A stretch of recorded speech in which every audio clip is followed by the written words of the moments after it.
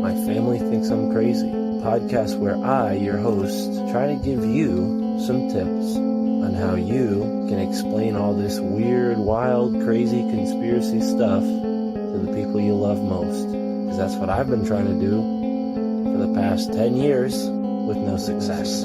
I've been telling everybody that our government is shady, but every time I do, my family thinks I'm crazy. The hollow earth, UFOs, aliens invading, fluoride in the water, they swear skies daily. When I talk about these things, they think I'm crazy. There's no escaping any more the evil that we're facing. Illuminati mind control, they're sacrificing babies. The end of days, but anyways, my family thinks I'm crazy. What, they don't want to listen to you? No, they don't want to listen. They don't want to hear it. They're just like, oh, here we go, Mark. Off again with your... Mark being Mark again. Yeah. So, that's the thing about podcasts is when you're on the air, and it's like therapy, If I can't talk to my family about this stuff, I'll talk to you, Matt, and all our listeners. Just tell your whole podcast. Yeah. So who are we talking about today, Matt? They think that I'm crazy. They really think that I'm crazy. They really think that I'm crazy. My family thinks that I'm crazy.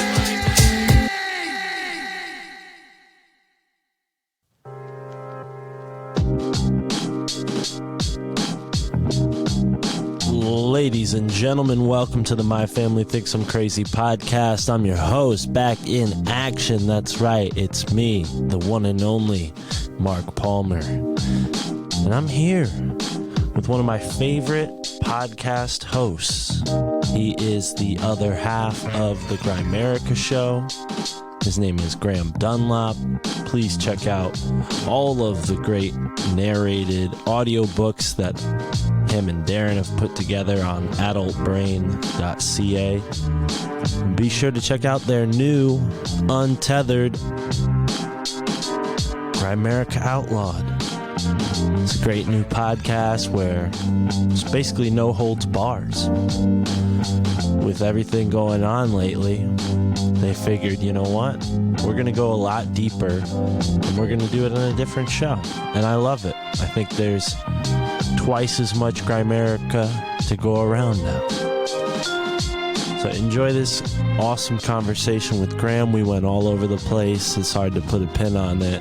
It's hard to put a title on this episode, but we talked about a bunch of cool stuff. And in other news, we re-released the Aeon Animus interview, episode 32. I use a new editing software now, so hopefully you guys notice a difference in the quality if you have been listening that long and you have heard episode 32.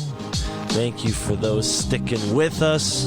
This is episode 80, folks. We're only 20 away from episode 100. We're going to do something special for sure. And we're only about 9,000 downloads away from hitting 100,000 downloads. And we haven't even hit our year anniversary yet, but that's coming up too in October. So, wow, a lot's going to be happening this fall. We didn't get a chance to go to Montauk. Shout out to the Patreon audience that knew about that. We threw out a little sneak preview. Unfortunately, things changed. We weren't able to make it to Montauk, but we've got other trips in the works, and we'll be on our way somewhere even better soon. Thank you for joining us, folks. Enjoy this double feature podcast episode. Graham Dunlop and Aeon Animus, who synchronistically I first heard on the Grimerica Show. He and myself were both members of the Grimerica.ca chats, so go over to the chats at Grimerica.ca. Check out all the cool things that Graham and Darren have put together over the past almost decade now that they've been doing the Grimerica Show. Really an honor. They say don't meet your heroes, but I did. Anyways, enjoy. So Darren and I had this huge fucking laughing fit on the show, and we were talking, and it was just like it kept going on and on and on. And that might have, I mean, who knows? I mean, maybe that was where it sort of like accelerated or peaked.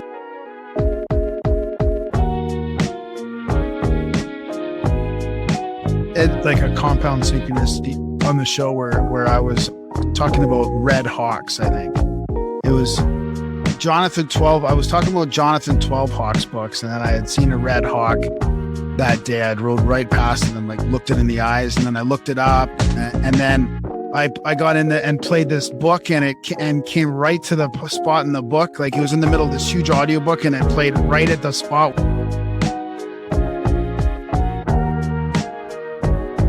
And I was like, oh, that's so great. We're putting it all together. And then I read these old books from the 1800s, and they were already there. They were already there. They were already talking about the giants in the book of Enoch and being the progenitors of the human race. And it's like, what? We haven't even, in a lot of ways, I feel like we haven't even come anywhere. We've just gone around in circles. And now we're finally all kind of acknowledging that, hey, there was an ancient global race of pyramid builders and giants and magicians and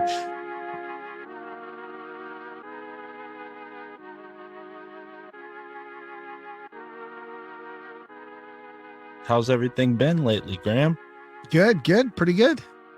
Awesome. Yep. How about yourself? Same. Yeah, I like good. the look at that. I know. I'd have to show you the Pink Floyd banner. You know. Right on. Yeah. It's that was one of my favorite albums, of course, growing up. You know. Well, I hope that's the first of many synchronicities that we can talk about today. Yeah. Exactly. Cool, man. All right. So I got you up on my bigger screen now, so I'm gonna try to get right here so we're kind of looking at each other. I know sometimes that could be uncomfortable. Yeah, that is. I'm trying to do that more myself. Wow. I've got the thing up here, but it's still hard to. Like you know, it's almost like you need the camera to be like at the person's face. You know. Yeah. It's like look at that camera. That's an idea. You know, that's a technology thing that has to come about. I mean, you should be able to focus it where you know. Like some kind of center. Virtual centering or something, you know? Yeah, that sounds like it's going to be a part of the eye tracking and all of the other little minute details they're going to start to hone in on. Yeah. Oh, man. Yeah, Well, we're in for a rough ride coming up. yeah. I think, you know. Well, my thoughts and prayers go out to you guys up there because I know it's a lot different down here in the States than it is up there. But yeah, it's I'm not too far, probably a 45-minute drive from New York City, and it's just totally different. It's like a smart city. You see all the seeds being planted for this new smart city, you know. And In your city or in New York? well, not particularly where I live, but the closest city to me, yes, but New York City is what I was talking about. Yeah. I mean, I don't know. I just heard, just lately, today, yesterday, you know, they're pushing you guys. I don't think you guys are out of the woods yet. I mean, this is it's going to come down on you guys as well, I think. But Yeah, see. I was just speaking with Matt Belair, past guest on your show, and a fellow Canadian, and he was basically talking about how it's on us in a way. Like the rest of the world kind of looks at us to kind of be that last man to stand up for individual liberty because of our Constitution and what it does protect us from essentially tyranny. And we see with the states and provinces that are still within some kind of control of the queen or the empire or the crown, they have way less rights. I mean, understandably so, but here in America, I mean, my girlfriend and I, we just got kicked out of a grocery store 2 days ago for not wearing masks. So it's not totally free over here. It is getting draconian in some places, but it's very transparently political. Like the towns that have always been sort of liberal are very strict, and the towns and you know, cities that are more Republican governed, they're not strict at all. We were at a coffee shop today in Fairfield, Connecticut. Fairfield always votes Republican, even though Connecticut's a pretty much Democratic state straight down the board. And yeah, no mask mandates in any of the doors, that at least the ones we walked by. So things are looking up in that way. But I'm also, Graham, I think you'll respect this. I'm sure you understand and appreciate this. I'm someone who tries to take a step back from the media and not be as plugged in as I used to be. Is that something that you, obviously with your position covering all this stuff, you want to be informed for your listeners? Well, I mean, the thing is, we're not really covering it. We are in some episodes, but it's not like we're like a news, like some of these awesome sort of independent journalists who are doing like sort of news deconstruction on a regular basis. It just comes up in certain episodes with us, depending on who we're chatting with. And Darren, I mean, we don't really even like to talk about it a lot, the news, but you just have to pay attention to some of it now. I mean, I try not to let that ruin sort of us creating our own future, you know, because it'll like, honestly, dude, up here, it's crazy. The news, like our province is like the Texas of Canada, right? And we are now under provincial mask mandates again, even though they promised us that things were opening back up in our little area here. So they're just blowing through all the promises just like everybody else. And now it's turning into they supposedly no passports here in Alberta, but you can already sense it just from memes. And I only pick up like bits and pieces, memes, and I can't sit there and watch the news or listen to the radio, but I have friends that do, and people that sort of fill us in on the vibe of it. And it's getting pretty scary, dude. We are in the minority. Like what's happening now is we're at about, if you don't mind me just giving you a quick summary, because it's kind of got to do with like what's happening right now. Like it's very interesting, because we talked about this a year ago, like a year and a half ago. We said, vaccine passports are like mandatory vaccines are coming. And everybody thought we were fucking crazy. People thought we were off the hook. I'm like, really? You can't see that this is coming? They're already mentioning it. This is like last spring. And now it's accelerating at a pace that is incredible. I have loved ones that cannot carry on with the regular life, just doing basic entertainment stuff, because now they're already pushing vaccine passports in these areas. So in Alberta, it's supposed to be sort of a little bit more free and open, but you can already tell it's shifting. And what's happening is this whole younger, and I don't want to make it an age thing at all, but there's about 70 to 80% of the people have had a vaccine and are vaccinated in Canada now. And it varies from area to area, but even our area in Alberta, it's a very high percentage. And the problem is most of them agree with it. Most of them want the passport. They want this. They want this they think you should be showing your papers when you go buy groceries, when you do this and that. I've heard my friends saying that there's 3 young women behind them are saying, well, yeah, it should be like that. Like so we're not against like this authoritarian tyranny from the government. We're up against a lot of the public that want this to happen. Yeah. And it's like, fine, for me and a lot of us, I'm sure, it's at the point where it's like, okay, that's okay. If you want that, that's fine, but then leave us alone. Like but they're not gonna, like, they're not gonna let us get out of this. And I think it's going to come down there too. And it's going to start, it might start up here. It's already starting in Australia like this.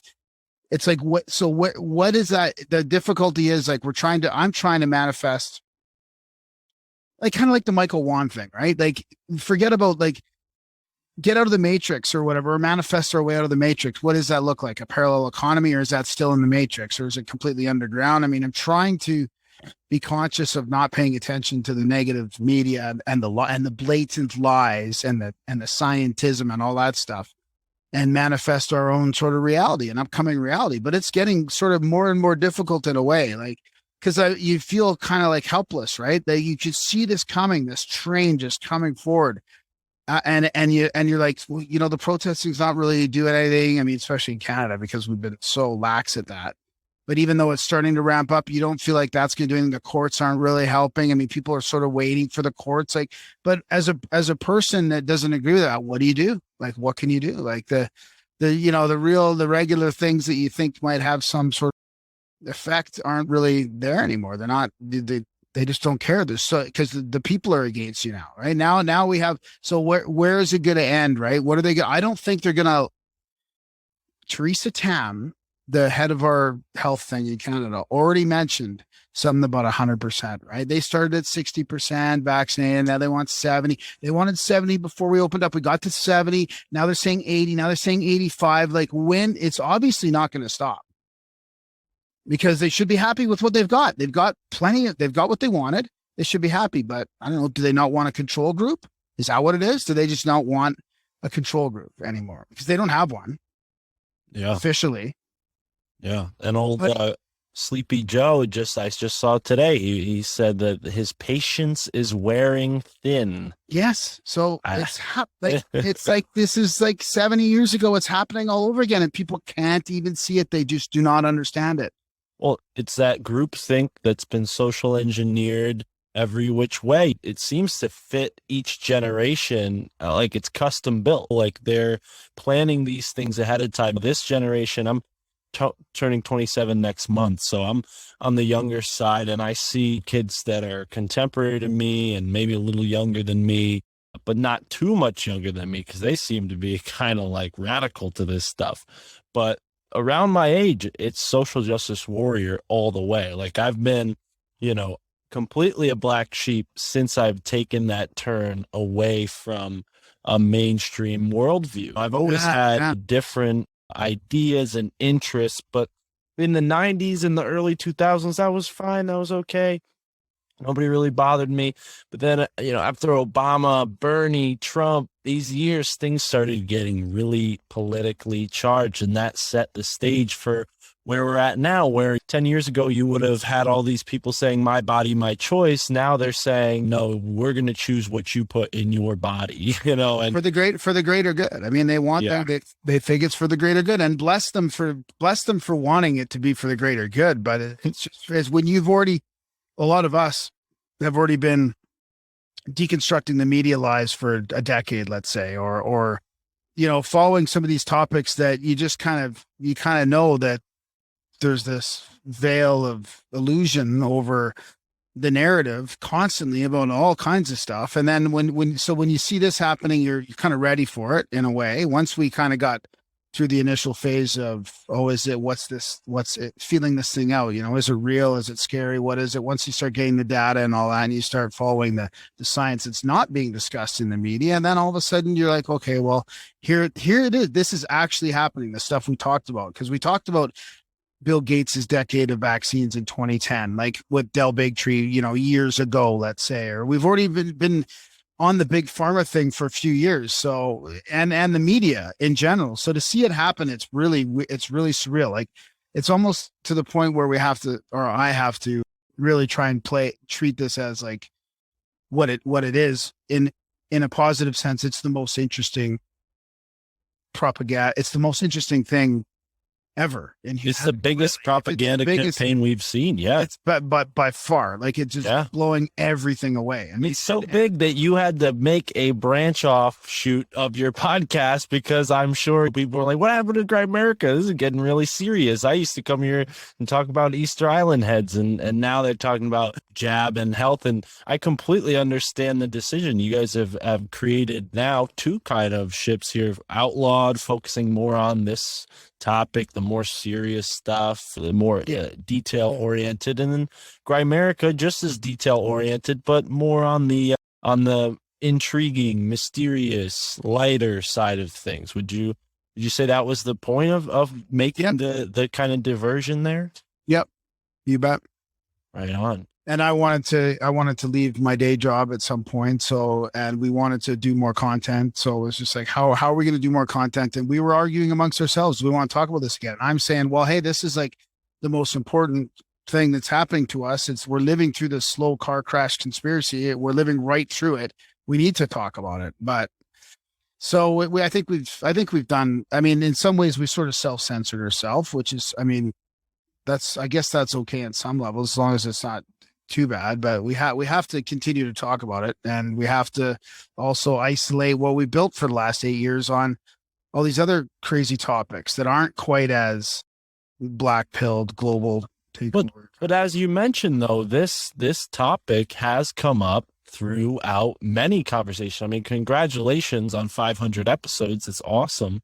But, I've been listening for a long time. I've listened to, I would say, from episode 1 to 500, a bunch of them, like a large percentage. I'm not going to lie to you and say I've listened to every episode, but after all of these episodes, have any ideas synchronistically resurfaced again and again to the point where you're like, this is calling to me, like this particular topic or idea? Oh, that's interesting. Yeah. I mean, it's funny because before I came here tonight, I was thinking about, of course, running through my head. I'm like, because I'm not used to being interviewed and it's hard for me to do. I could never do a show by myself, but I'm interested in a whole bunch of different things. And I was thinking before I come on here, like, what am I going to talk about? Like, I don't have like original research in anything, right?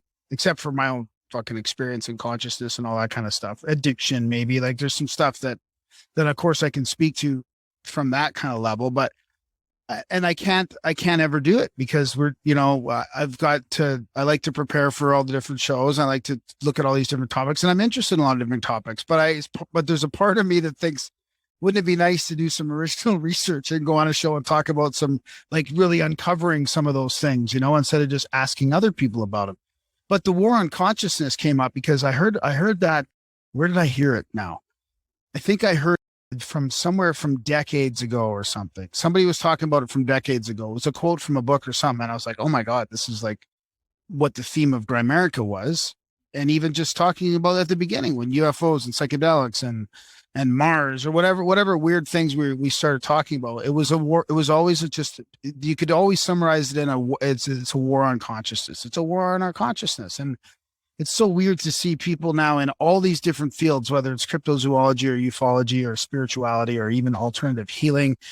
They're split down. Like, we are being split like every which way now. I mean, even these people that are in alternative health are sort of going along with this whole thing. It's so I'll weird. be afraid to say it. The UFO community. The UFO community. Yoga classes in masks. It's crazy. Like, you're like, what is going on? Yeah. Big Pharma used to be half the people's, nemesis. And now they're just falling in lockstep. It's the craziest thing we've ever seen. So, I'm kind of going away from your question, but I'm back to like trying to appreciate this moment for what it is and almost ride the wave and enjoy it, or try to enjoy it without getting bogged down in the dark aspect of it. Right. And yeah, I've noticed that in my own life, the war for consciousness, it's always felt like, whether it was school or my family or whatever job I had taken under, there was a war for your mental space in a way. Not as violent or extreme, but people are constantly trying to take land in your mental scape. And I think what a show like yours does is it helps for a black sheep like me, bring in a fuller picture, because when you're just reading books, it's your own voice a lot of the times. And what's so awesome about your show is a lot of these authors that I've been reading before I ever knew what a podcast was, you've interviewed, and then to hear their voice and then read their book again, it's like, oh, wow, okay, this is an actual person who's thinking about this stuff like me. It's not just a book. I mean, narrating the Secret Teachings written by Manly P. Hall, I mean, there's definitely some residual effect from reading that, wouldn't you say? Yeah, that's a good point. Yeah, and I mean, and now I've had the pleasure of narrating a bunch of different esoteric books, and what's interesting is that I didn't realize how they were battling materialism in the 1800s as well, right? Like, I can't believe I'm reading this book. Like, for example, the ISIS Unveiled is Blavatsky's book. I just finished narrating book 1 of that. And like Secret Teachings is a little bit different in this respect, but that they were battling materialism. It was like religion and scientism was already a thing 150 years ago. They were battling it. I mean, this was like the big sort of middle spiritual occult thing that I think that we would sort of resonate with, as opposed to materialism and religion. So that's one theme. And then I guess also the whole secret societies and initiations, and then that it was more prevalent than I ever would have thought, Right. It really makes it graspable that there's always been these parts of society that are kind of hidden, and that only the adepts really learn what's going on, the truth, right? Until this age, that's why things are gonna, I think, accelerate as well, because we all have access to the information, not And I'm not saying the exact information and the direct information, but way more than we ever did. Boom. I mean, how many people have come out and said, "Hey, this is what we learn in Freemasonry, or this is what we learn in the Rosy Cross, or whatever it is." The Joe Rook, the Golden Joe Dawn, Rook, like, the ex-member of the Golden Dawn, and now he has his own radio station. You know. So I think it is out there now, and you can't really put that genie back in the bottle. I mean, I'm sure they're going to use it against us, and I'm sure they have been, but right. I think that's something I think that, little sort of thematic things that I've learned from reading some of those books. Yeah, no, and that's completely in resonance with my experience. I remember first looking through the Secret History of the World by Mark Booth, and I bought the copy with his pen name, Jonathan Black. So I'm like, who's this guy, Jonathan Black? And a little background: growing up in Connecticut, not too far from Yale University, when I started reading about these secret societies, I'm like, oh, boom, there they are. Like, this is a no-brainer. And I started to put the pieces together. But what really happened, Graham, is like, I stepped into a different reality, because as soon as I opened those books, I started wrapping my mind into those worlds. The people I was meeting, it started to have like a magnetic effect for this information. Like, certain people would come to me and it would just come out of nowhere, these topics, right? Was that your experience even before Grimerica, that you've been to the pyramids, you've seen certain things in the skies, you had experiences before you started the show? Was this something that was like calling to you? Yeah, maybe. I mean, I was always listening to podcasts since I think 2006 or 7, maybe 2008. And already back then, even at the beginning, when there's probably only like a few thousand or whatever, there was still whatever you wanted to learn about, you could learn about for free, right? You could find them on iTunes for free, podcasts about anything back then, even. I was always listening to those. And like you said, I just gotten like sober, and I had that experience in 2008, and that just sort of propelled me back into this alternate reality, because I was kind of caught in the corporate climbing up the ladder and just partying too hard and drinking too hard and all that. So I think that had more to do with it than any sort of esoteric experiences, really, to be honest with you, except that connects with getting sober as well. I mean, I had a synchronicity in treatment. I was just reading about, I was going back through some of my notes in 2008. And I was talking about synchronicities back then. I'm like, what the hell? I was talking about synchronicities back then, but I did this. I went to Qigong, my first Qigong class in the treatment center. And it was mind blowing to me. I was like, I totally loved it. I was all energized and everything. And I was reading Eckhart Tolle's New Earth, and I was reading parts of it to the group. Like, I was such a fucking dork. I even wanted to watch like Oprah and Eckhart, like, in treatment. I was such a nerd, but I opened up the book and looked down that night and the first word I looked at was Qigong, after my first class of Qigong. And it was like, oh my God, like, how can that even be possible? Yeah. So that was pretty, and that brought into like my old, I started thinking back to my old like, I took transcendental meditation classes in the mid-90s, and I had the UFO sighting, and I was looking for UFOs in the mid-90s, and sort of all that came flooding back, getting sober. And then, so I think that kind of, and then people saying, well, why don't you do a podcast? I was like, no, I could never do that. But after meeting Darren and sort of getting more involved in all these other ancient mysteries, like sort of going down all these different rabbit holes, I kind of thought, well, maybe I could do that. Cause I always wanted to listen to people, and I was always annoyed at people getting interrupted, people being interrupted. I'm like, well, you guys won't even listen. You won't even let the guy talk. Like, they don't even get their points across. So I wanted to just have a platform where we could have discussions and actually just listen to people too, Yeah. And you do just that. I mean, there is a huge resource. Like you said, you could practically learn about anything listening to Grimerica Show. You guys do cover a whole range of topics. I mean, on the point of synchronicities though, when did you begin to notice these synchronicities emerging between you and your audience? Because for me as a listener, that was a big like wake up moment, because I had kind of had an idea of what synchronicities were.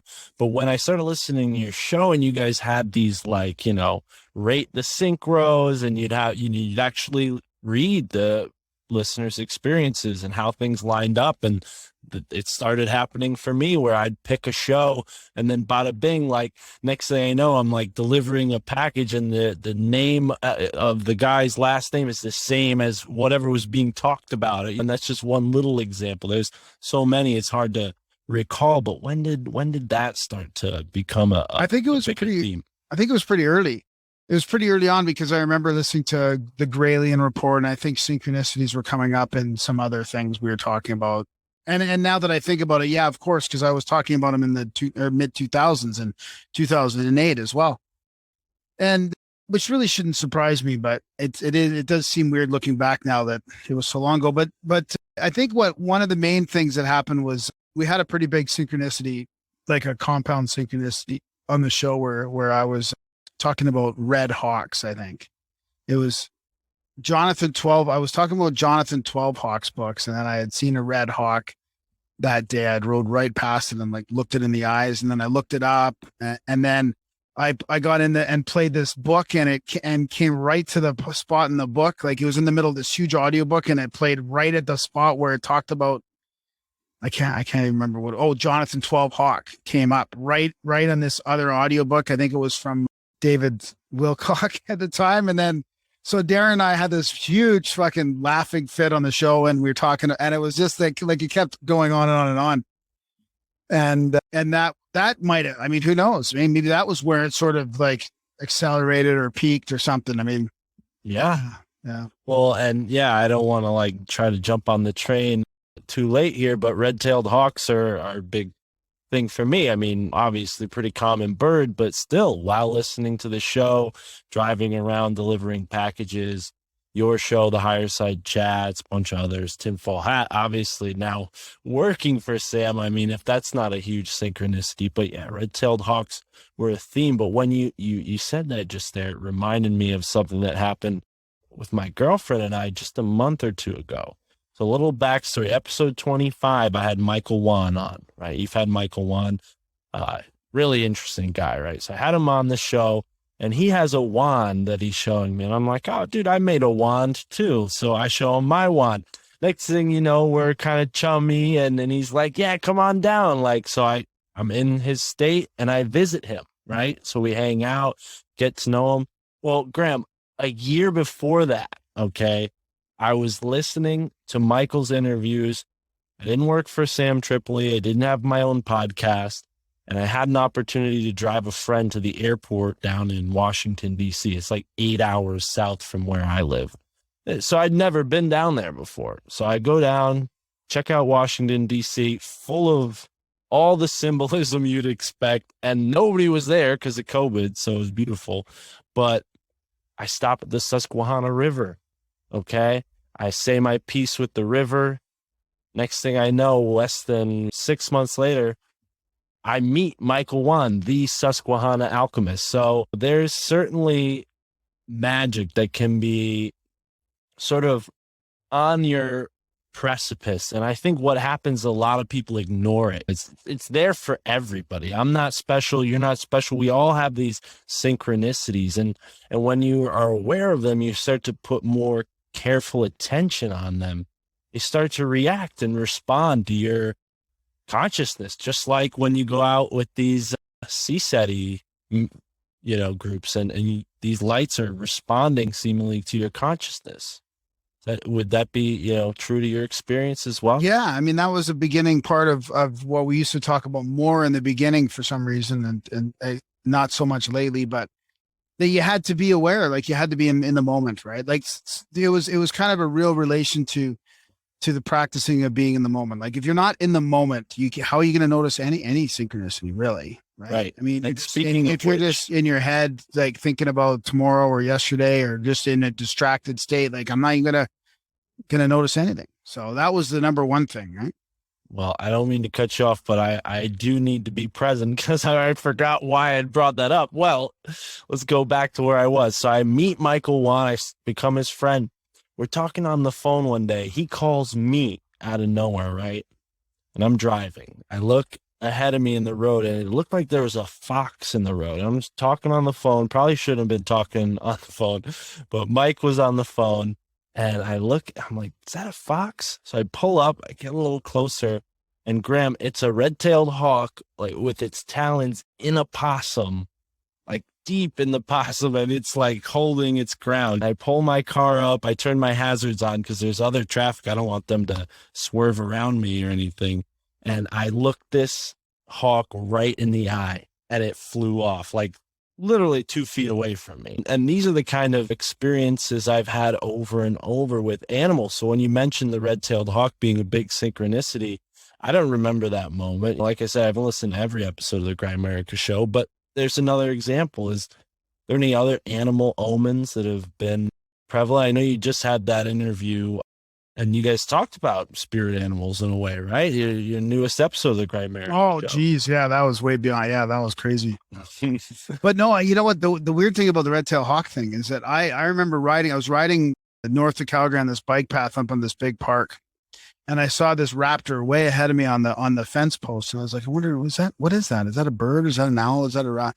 What is that? And I as I rode past it, like I was literally like 2 feet away from it, and then we just looked at each other, and I looked at it in the eyes as I rode by it. I'm like, how did it just stayed there for me the whole time? It was very strange. But no, not a lot of other animal ones. I mean, I had a couple meditation, like group used to go to group meditations all the time, and I'd see we did an animal one, and what kept coming up for me was a boar. A boar was sort of my spirit animal or whatever. But you don't seem too thrilled about that. I wasn't at the time. I tried to go like, that can't be it. It's got to be something more cool about that. And it kept coming back. I'm like, okay, I guess that's it. When I looked it up, it was pretty cool, actually. I was like, okay, yeah. I can handle that. That makes sense. It always is way cooler than the first impression. On the point of meditating, and you've spoken to so many people, and even people who aren't, experts in self-improvement or metaphysics, this kind of thing, seem to offer these little kernels of wisdom or little practices. Like one that always stuck with me, I think I even reached out to you about this guy turning himself invisible and this kind of metaphysical hunting practices. Forgive me for forgetting his name. No, I know who it is. Carl Joseph DeMarco. That's it. I knew there's a Mark in there somewhere. Carl Joseph DeMarco. But besides him, are there any other methodologies that you picked up from different guests that have stuck with you? Yeah, well, his cousin, Eric P. Anthony. So one of the first books, so this is a bit synchronous too. Like this is what's weird. This is also very weird. So it's kind of going to go off track a little bit, but he came on the show, and he wrote a book called Song of the Immortal Beloved. And it's kind of pretty technical. A lot of it's over my head, but it's kind of combining a lot of ancient wisdom with current esoteric wisdom. And it kind of talks about our soul, the planetary soul, the cosmic soul, our personal souls, all the connection between all that, the logos, and it even gets into the sort of the demiurge and the Lucifer and all kinds of stuff like that. But it also is a really functional way to do this alchemical meditation, and it really peels away layers of your authentic self. And reading the book, I had felt like I had been through many of these experiences already. And it's about climbing the 3 mountains, right? Mount Magia, Mount Kabbalah, and I can't remember the other one off the top of my head. It'll come to me, but and it's sort of taken a bunch of wisdom from all these ancient traditions, but he's put it together in this book. And he wanted to do it on audio, and he asked if we could do it. And my first reaction was just no way, like no way could I do that. And then I started thinking, why am I rejecting this, right? I mean, I had a job and I was working. I was like, I can't do it. Like, there's too much. And I thought, you know what? I could do it because I think I had already narrated a friend's book on the UFOs, How to See a UFO, her book. I did that. And then I was going to do the Recovery Dharma book. So I did that first I just thought I'll put that on audio for them. That'll kind of be practice in a way. And I'll see if it goes good, I'll do this big book. It is a huge book. It's like 700-800 pages. So I kind of faced my fear on that and did that. But then when I started looking back on it, my journey through alchemy really was started in sobriety as well. And I narrated to myself in a digital recorder the 12 steps and 12 traditions of the big book and the big book itself. And I'm like, why did I even do that back then? It was like 13 and a half years ago, but I was lying on the couch after I used to do all these long meditations and stuff. And for some reason I narrated all this so I would have it on audio. Like that was back when I guess it was the first time you could conveniently make your own audio and put it on your phone, I guess, right? Or an iPod. It was in an iPod. So interesting how that ended up being something that I could do for a living. Yeah. Later on. But I mean, I had to sort of break through a couple layers of fear before I could do that. And then after doing that book, it was so challenging, his book. I mean, holy shit. After doing that, I could tackle these other big, older esoteric books, which are still also very challenging. But Yeah. I mean, context, pronunciation, some of these words, like, how do you even figure out how to? You can't. I mean, you have to give up. Like you can't be a perfectionist. I mean, or you could if you want to spend a week trying to do like, but you can't even find the definitions of half of them, right? Or the. Here's one for you. There you go. Wow. We found this today at a bookstore. Wow. I was so perplexed by the cover because it's got this like Minotaur guy on it. Yeah. With the horns, and he's holding a skull. And I open it up, and it's in memory of a Jesuit priest, and they're talking dude. all kinds of. Is that a Dateron? How do you pronounce that? Dateron?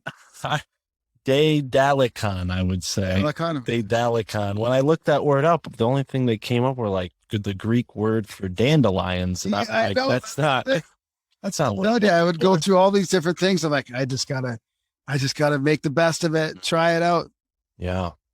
Well, on that point, I mean, there are so many different angles you can go down. And as you mentioned, when Darren kind of came into the fray, that brought some of the more ancient history stuff. Darren loved the show Mysterious Universe. I think you mentioned that first time you both were on this show. Thank you for joining us all the way back then. And yeah, how is your idea of our past? Because these questions like, where do we come from? Who are we? What are we doing here? Is so prolific in this sphere. But how has that changed your idea of our human history since? That's probably the next biggest theme that's changed, right? The UFO theme and all that stuff has always sort of been like all of the above answers always just been up there in my consciousness, and I haven't hasn't really developed that much, really. I mean, it's changed a little bit, but not compared to where we came from in the ancient history part. And that's the other part that resonated with me with these older books, like reading The Secret Doctrine and Isis Unveiled.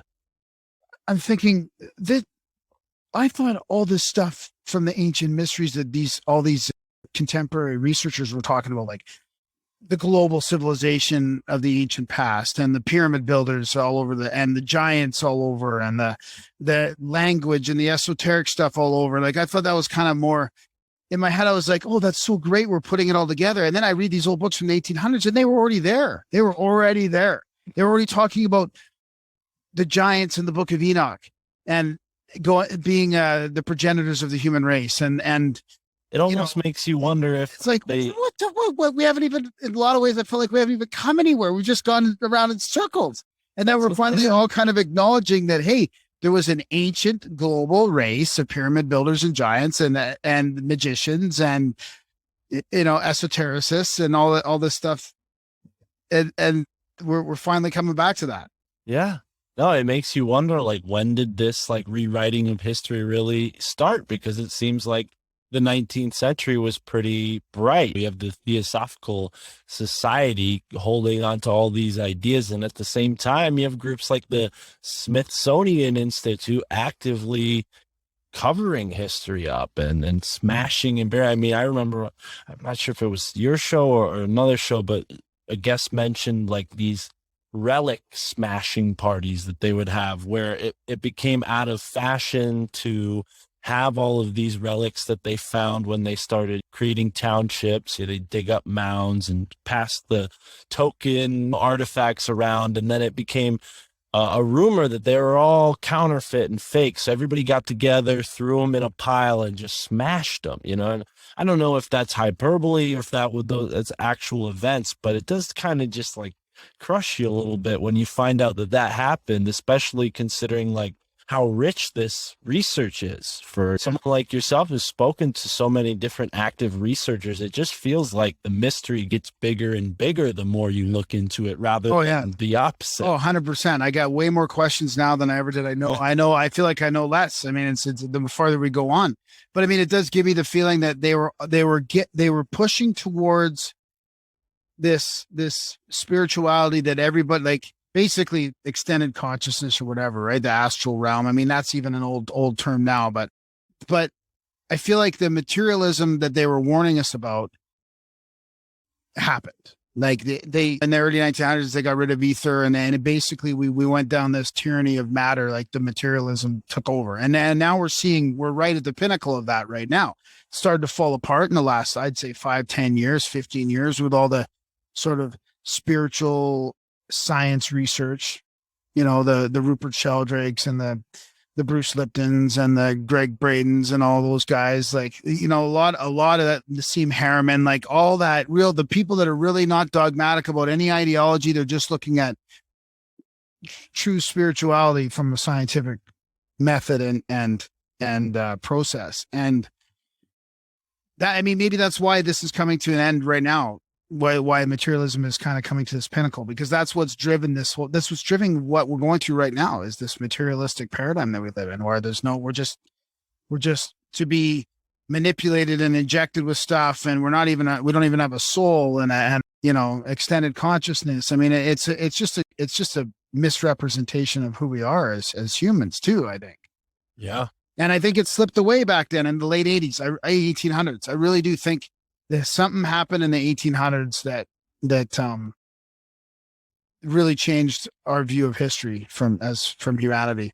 Yeah. It's one thing that's kind of been more popularized over the past year or 2 years is Tartaria. I think, a lot of people are re-evaluating our historical narrative, even down to like the details like architecture, and were these Civil War cannons actually firing cannonballs? I mean, there's a whole series of questions there, but without going down those tangents, when you mention this materialist paradigm coming to an end, it brings to mind a book that I really fell in love with over the past few months. It's called Time and the Technosphere by Jose Arguelles. And he talks about how 9/11, which we're coming up upon the 20th anniversary of now, was like this boiling point where we had created a split between ourselves, our mental sphere, and the biological sphere that nourished us, that we were connected to. And we started to create an artificial matrix to do those same things that Mother Earth once did for us, but in a lackluster, materialistic way. We create these like material rivers that are roads that push all of these finely packaged products to everybody's homes and standardize everything, monocrops here, monocrops there, and it overflowed to this, energetic bursting point. I wonder what your thoughts are on that, and if you've heard anything like that from any guests that you've had on this. Not really, just from maybe did he mean in a direct way, or was it just a timing thing? Do you think? He talks about the law and the art of time. It's really all about like the sort of energetic side of things. I think he means that it had to happen in some way, whether it was that event or any event. The energy was boiling over and it all erupted. And now, since 2001, we have this like opportunity to get back into the natural harmony of things. You have to read his book to get. Yeah, I mean, I hope there's an opportunity there. It seems like that's slipping away pretty quick. I mean, I do think that maybe the Global Consciousness Project had something to do with that, where for the first time, I think for the first time, a global event like that probably carried waves across the whole globe. Like when would you, no matter how big the event was before mass communication like this, I mean, yeah, you were getting some of it on the newses before and all, but I think we were really truly globally, like, I wonder how long before 9/11 we were truly globally connected with the internet and all, because that was still pretty young. That was 20 years ago, right? I mean, in the mid 90s, that was really when the internet was really starting to take off, I would say, right? It was early mid 90s. And then that was shortly after that happened, which spread these waves all across the globe via electronic internets, but also consciousness. I mean, the global consciousness network measured, I think it was them, but I'm sure you've heard the story where they have these measuring stations everywhere, the random number generators, and they measured these huge anomalies during that. Yeah. Actually, before it happened even. So we had this this mass connected precognition of the event. Yeah. In light of Lynn McTaggart's work and many others, I mean, there's clear results for this kind of focused intention. I mean, I'm sure you've had guests on the show who've talked about this sort of like mass trauma ritual that certain groups conduce or play out against us. Have you thought to maybe if there is a overarching group, if it is one group, like out of all the folks you've talked to and all the years that you've spent looking at this, does it seem like it is the Illuminati or any other particular group that people like to point the finger at? Yeah, I think there is. Yeah, I think it's pretty obvious that they're using. It's so funny because I just heard this yesterday or today, and people were saying, well, what group is this? Like, I think it was Tim Pool or something. There's this they think there's these people with mustaches in the back room with cigars, like making the world, well, there are secret societies. I mean, there are levels to those, and there are these vehicles for transformation now.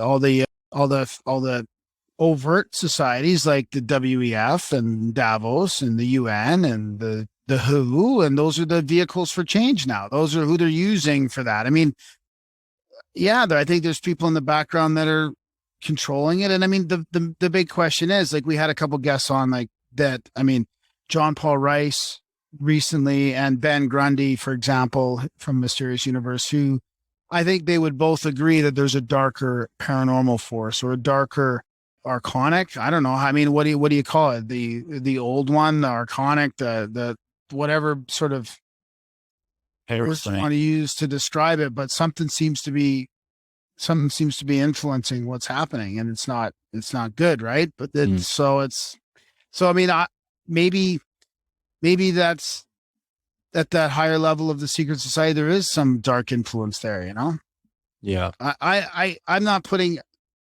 I really try not to go down. Like, I don't attach myself to speculations about that. I like to speculate about it, but I really, like, day to day with the show and with all this stuff that, like, with all my loved ones and what's going on right now, I really like to try and stick with, like, the data that's available to us from the sources that the media is lying about, like, I really try and stick to, like, the science from a scientific perspective on, and looking at, like, for example, Alberta's official data or the CDC's, or I really try and stick with that stuff that I can show people that says, like, hey, they're lying about this. Right. Overly lying about it. I mean, kind of going off subject, but no.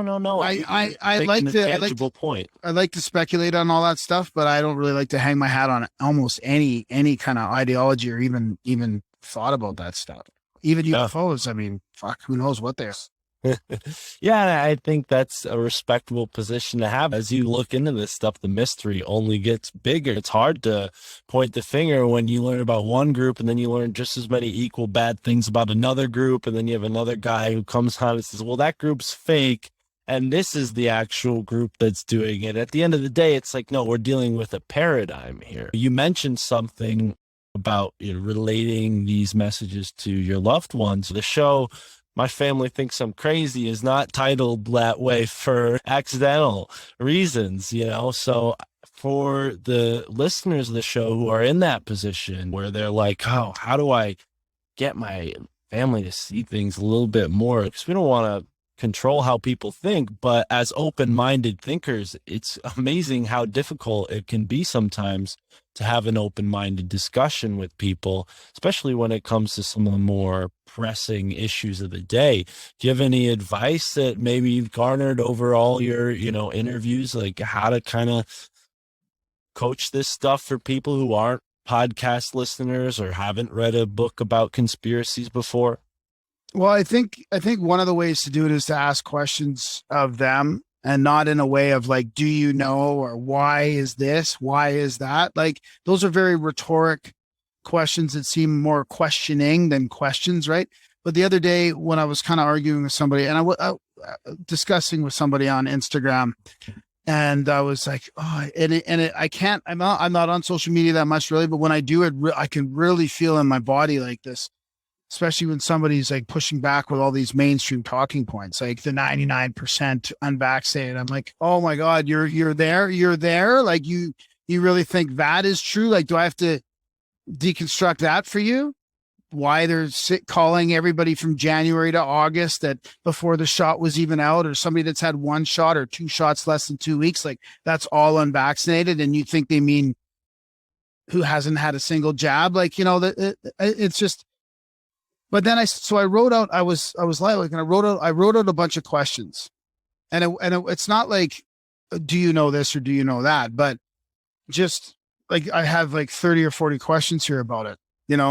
For example, how do they fill out death certificates? What is the criteria? How do they actually categorize hospitalizations? I mean, that's a good question, right? No, you think the journalists ever asked that? Like, these are questions that are to you and I, we might know how they do it in our region, but to somebody that's just watching the TV all day, they'll have no idea the answers to these questions. Like, are they counting breakthrough cases? What is a breakthrough infection? Can the COVID transmit even after fully vaccinated? Or like these are just basic, but is there a percentage of us that already have T-cell immunity? Like, but not in a way of like, did you know this? Did you know that? But just a question of, and not why. Like, there's no why questions in here. It's just a bunch of straight up questions like, are there any long-term side effects of the vaccine? Or where the 95% efficacy from the vaccine comes from? Like, do they know how they calculated that? Like, if somebody was to research all these questions on their own, they would come to a completely different paradigm and perception of that. And none of it would be accusatory of them or questioning them. It would just be them sort of finding out these things on their own. Right. So, I mean, maybe that turns into the answer to your question. Maybe instead of saying, do you know this or do you know that, just ask like simple questions like, what's the average? What is the average age of death from COVID? Yeah. Oh, Alberta website says it's 80. What's the average death normally? It's 81 or 82 or sorry. I mean, it's actually 81 and the average death of COVID is now 80. It used to be 81. It used to be the same. Yeah. So I don't know, but do you think anybody is even, or what's the average comorbidities of somebody dying from COVID? Like, what's the chances of a young person dying from COVID? Like, I don't know. It's just maybe that's the way to go. That's why I like to stick with some of these average facts. Like, for example, the hospitalization, they've admitted it officially that they count somebody that's tested positive by PCR 28 days prior to being hospitalized for anything. So you could be in there for a broken leg. So I don't know that when they say that there's 50% increase in hospitalizations for COVID, that doesn't mean anything unless you have the numbers, unless you know what they're in for. Like, right. So yeah, I don't know, maybe that's something. Just ask them questions. Yeah, no, I hear you. And I think that's great advice, especially from that neutral position. But going back to here, one more. Go ahead. Have the definitions of vaccine, herd immunity, and pandemic been changed recently? I mean, I don't know. What if somebody just looked into that recently and they had no clue that those have all changed? Does that change your perception? And they won't, because there's a level of cognitive dissonance. But as we kind of talked about at the beginning of this conversation, we are manifesting our reality in a very real way, and whether you realize it or not. And that's why they put so much resources and attention to manipulating and socially engineering us. Would you agree with that? Yeah, and it's hard, and I think we have to also be strong and not have, because it's very disappointing to see it happen, right? It's very disappointing to see them get away with outright deception and lies, outright, completely lying to the public, and have to see 80% of the public falling for it. It's very disappointing, right? It's very, very disheartening. I mean, so I think keeping that in mind, and then not attaching to that, and just try and leave some space for manifesting whatever. But how do we even figure out like what Michael wants is, how do you figure out how to get out of that matrix? What's that manifestation look like? Is it a cabin in the woods? Because that's fucking a lot harder than it looks. A buddy, a guy I just met here locally, he tried it for a year. He said he couldn't handle it more than a year living on his own in a cabin in the woods. I mean, it's not, sometimes I feel like going there, but you're just working to survive at that point. Yeah. You're not sitting around legs crossed reading books all day long. You're fucking working all day, all night to survive. Right. Yeah, it's a whole nother level of living. And that's seems like what they're either pushing us to do is go off grid or be completely in the grid. Like these tall tower cities where you're all living up on an up-down vector. That's literally in their Agenda 21 stuff. And dude, there's condos in Toronto that are already saying, you can't live in this condo unless you're double jabbed. wow. So that's only one slippery slope away from a booster and another booster and a couple pills and whatever. And the next triple vaccine that you saw Moderna coming out with for all these things now, it's going to block you from everything. So now, I mean, this is where it's going like this. How can you have any other conclusion? So what do we do? What do we do? How do we manifest our own reality? How do we be creative? There was a great movie from, or a lecture from John Rappaport that John Paul Rice has in his link tree. And it's from like 6 years ago, I think, 2015. And it's so relevant to today. But John's like, people, you have to create your own, you have to have the confidence, or at least have the intention of being able to create your own reality, like to create something, anything that can change the world. Most people just say, what? I can create something, but it'll never make a difference. But he really challenges people to look into that. Why can't you? Why can't you just create something out of nothing that'll change the world? Like, how do we do that? How do we create a parallel economy? And is it going to be underground? Like, what is that even going to look like? Like, who knows what that is? Like, we were joking around about like, hey, there's going to be a job for drivers to go pick up groceries for the unvaccinated. I mean, there's going to be people that are going to connect the two worlds. I mean, but where's that second world going to be? And that's what they're pushing us towards. Right? I mean, my girlfriend and I were just kind of having that discussion, like, well, are we going to have to just put on masks and go in the grocery store at this time? And then I was like, well, what if we just order online? And she's like, no, that's what they're getting us all to do, to break off of the normal way things used to be and go into that Amazon paradigm where you just get everything delivered and you stay home. And, it doesn't matter like how big or cool your town is or what happens there, because you just living in your virtual reality now. I mean, it feels like it's that big pharma push with the transhumanism push. And to go down a little bit of a tangent, I don't know if you are aware of Troy McLaughlin's work, but I definitely think I'll put you in touch with him to have him on your show. One thing that he mentioned on his recent appearance on the Higher Side Chats is how the economic system has changed through 3 different major currencies: gold, silver, and opium. And opium is what like the ancient books talk about Sodom and Gomorrah, why it was all so bad there, because they were dealing in this black poppy currency, this red poppy heroin currency. So now you look at the real movers and shakers of today, and that's where they have their hands in those pies, in the big pharmaceuticals, all the activity in the Middle East and Afghanistan and Vietnam, all these military campaigns, coincidentally in places that produce those drugs. I mean, it just seems like we're moving towards this dystopia, but we like to keep it light. We like to push towards solutions on the My Family Thinks I'm Crazy podcast, so our families don't think we're that crazy. So, Graham, you talked to a lot of inspiring people. Who's inspired you recently? What solutions do you have in mind to, at least if you're not going to build a cabin in the woods, maybe purify your water, maybe detox your gut? Is there anything in that realm that you've looked into recently that's exciting? Yeah, before I get into that, I do want to just throw something back at you.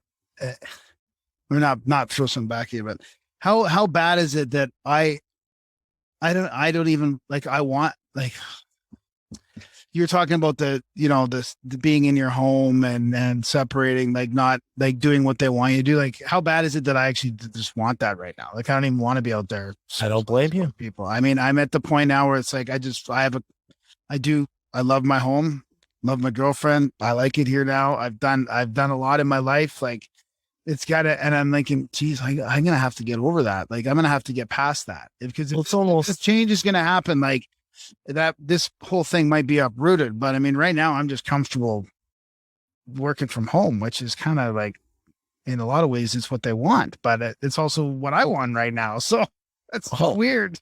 It is interesting. Like, I can't say I would be doing this if it wasn't for everything that happened, just because of how the opportunities lined up. And it's funny, like, wouldn't you probably be happy if you were doing this without the whole situation going on? I mean, yeah, I'm happy doing it now. I'm happy doing it. Yeah. I mean, I'm happy doing it now, but I'm wondering if I've been brainwashed into that, because I just don't, to be honest with you, I don't want to go out in the public with a bunch of people wearing masks at all fairs. And it just, dude, it's like the masks are back here, and it's like, I just don't even want to. You can't even talk to people. I don't even want to be.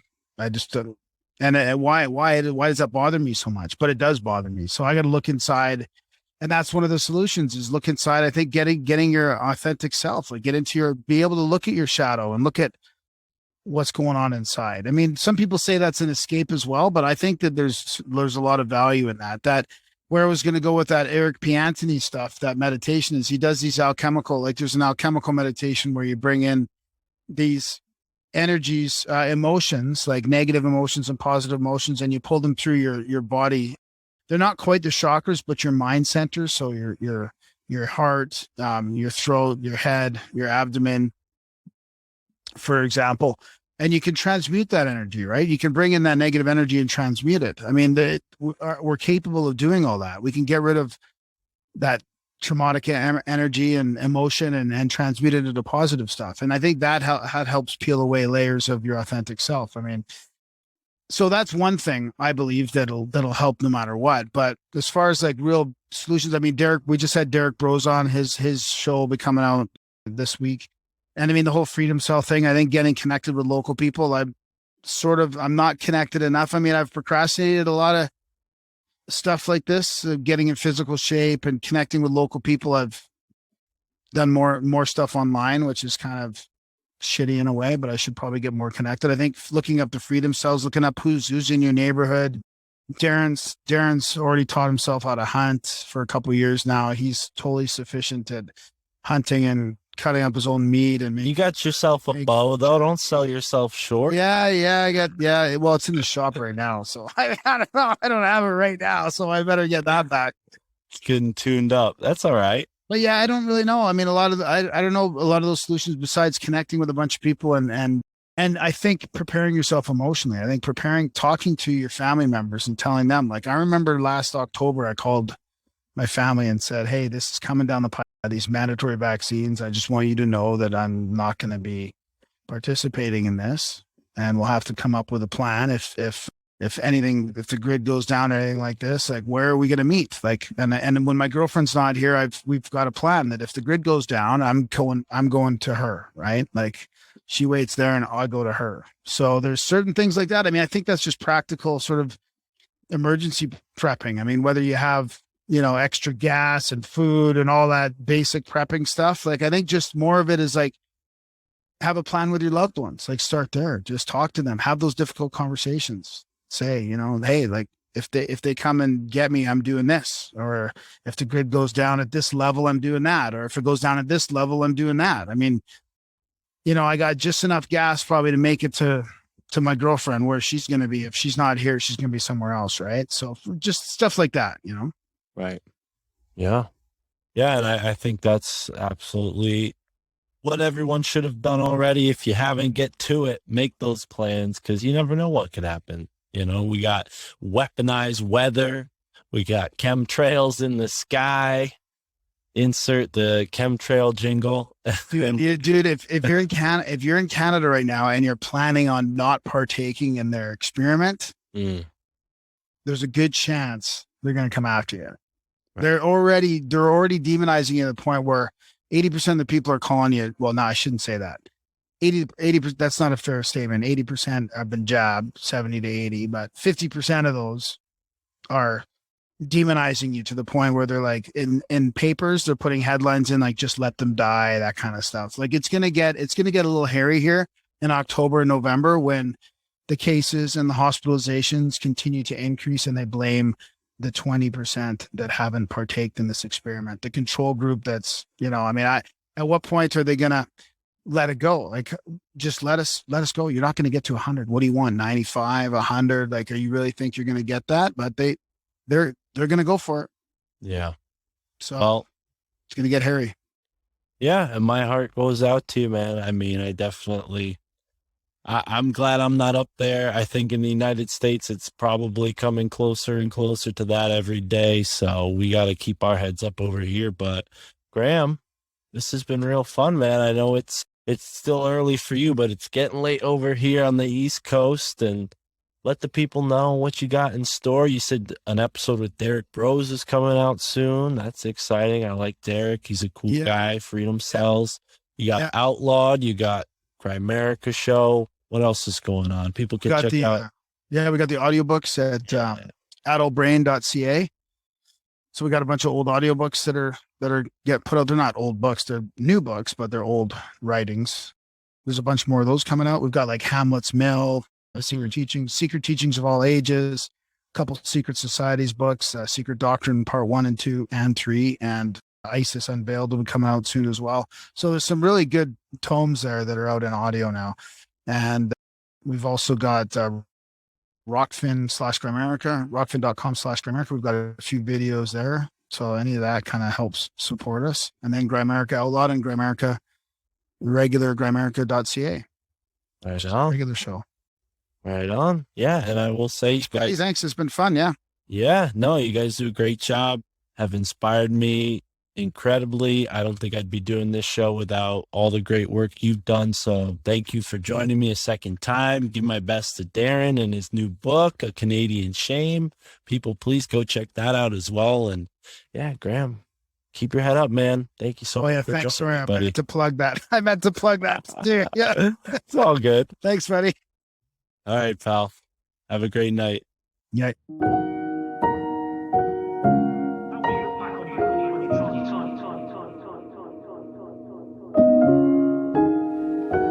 How will you look back on your time? You've had some difficult situations to deal with.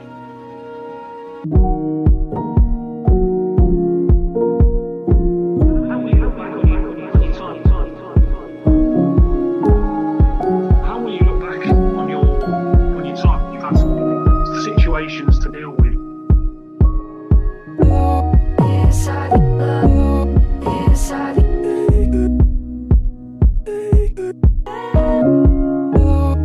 you look back on your time?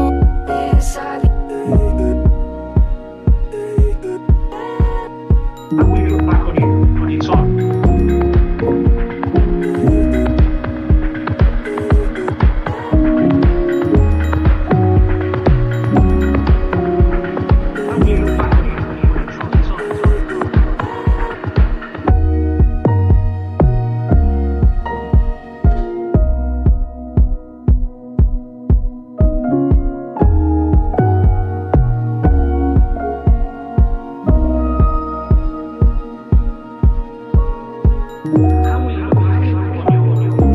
time?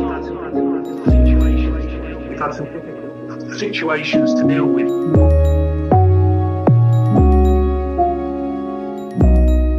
there's still stuff on the line.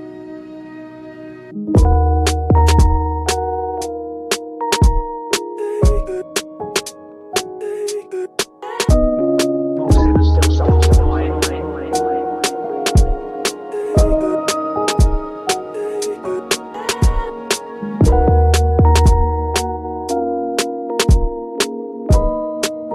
And perhaps you didn't achieve what you wanted to achieve.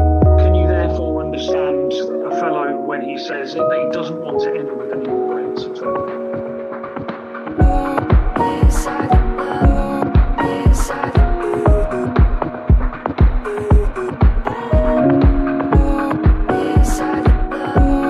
Obviously, there's still stuff on the line.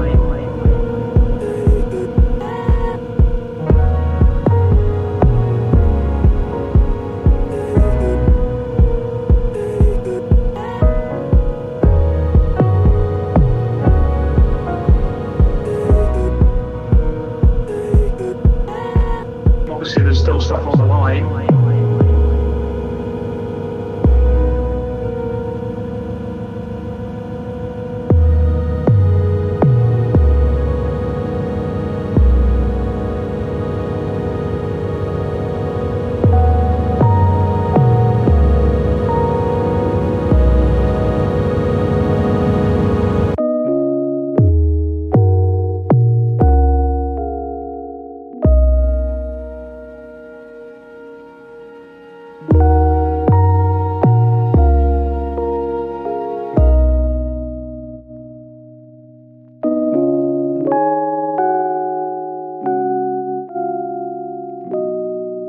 He is the author of Eden and Entheogens.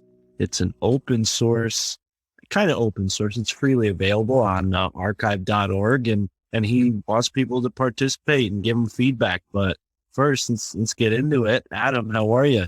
I'm doing great, man. Thanks for having me on. Appreciate it.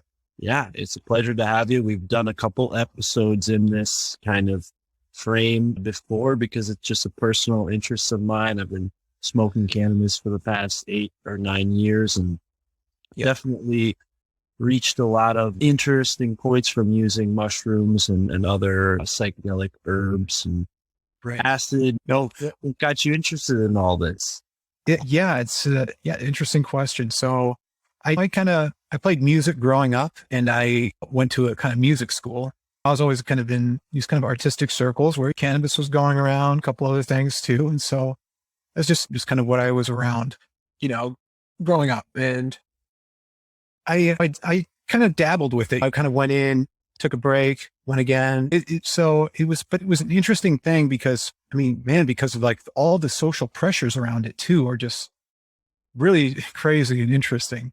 I grew up in a pretty Christian family. And so it was pretty frowned upon in general, but at the same time, I don't know. I was always drawn to this kind of like, I don't know, this kind of renegade lifestyle, I guess, where it's like, there seems to be, in my opinion, something wrong with like the official narratives that we give by schools and by everybody. It seems like there's just something missing from so much that we're learning from school, from university, from our jobs or whatever. And so I wanted to, I don't know, I've always been curious, and I've always just been interested in all kinds of different things. So this ties together my interest in the Bible with my interest in kind of cannabis and psychedelics and really even in arts and philosophy and in government as well, because we get into some of those things in this book too. So that kind of sums it up, I think. Yeah, no, very cool. I think that's what you find when you start looking into this stuff, is that it's all interwoven. I mean, hemp is completely essential to things like trading and navigating the ocean. I mean, it's a staple crop going back thousands and thousands of years. I mean, it's one of the first plants we find in some archaeological digs, right? I mean, we recently had Chris Bennett on the podcast. So I'm sure you're familiar with Chris Bennett. If not, he wrote several books on the history of cannabis, and one of the oldest known findings, he said, was in I think Central Asia, right? Jay, was it China or Central Asia? Are you familiar, Adam, where the oldest familiar, I do not remember, cannabis use was? I don't know, but I know that there was recently a cannabis find in Israel that seems to be tied to about the 900s BC, tied to the ancient Israelites, just shortly after the time of King Solomon. Really interesting. It's just, there's so much stuff coming up now. I mean, just the fact that cannabis residue was found in this altar is like, what? They were probably burning cannabis residue in these temples and inhaling cannabis. I mean, this is probably what they did when they had these religious ceremonies. They were just dumping cannabis onto these altars and letting the smoke fill up the room. And you get all kinds of references to that in the Bible too, about smoke filling the tabernacle and the temple of Solomon. And it's always accompanied too. It's interesting. It's always accompanied by the presence of the Lord, is the way that they put it in the Bible. So it's like, it's very clearly religious for them. It's very clearly like about this kind of sacred, divine connection to nature. It's interesting too that you find this in the Bible, because you don't really expect to find that in the Bible. If you kind of just look at Christians today and people who follow the Bible today, you don't really expect to find that, but it seems to be that the entire Old Testament of the Bible is just totally predicated upon these psychedelic kind of warriors, essentially. These warriors who took psychedelic drugs very frequently, and they played music. King David wrote songs, for example. You have all kinds of interesting, it's just a totally psychedelic culture that's present in the Old Testament. And it's so unusual once you start seeing it. It's really interesting.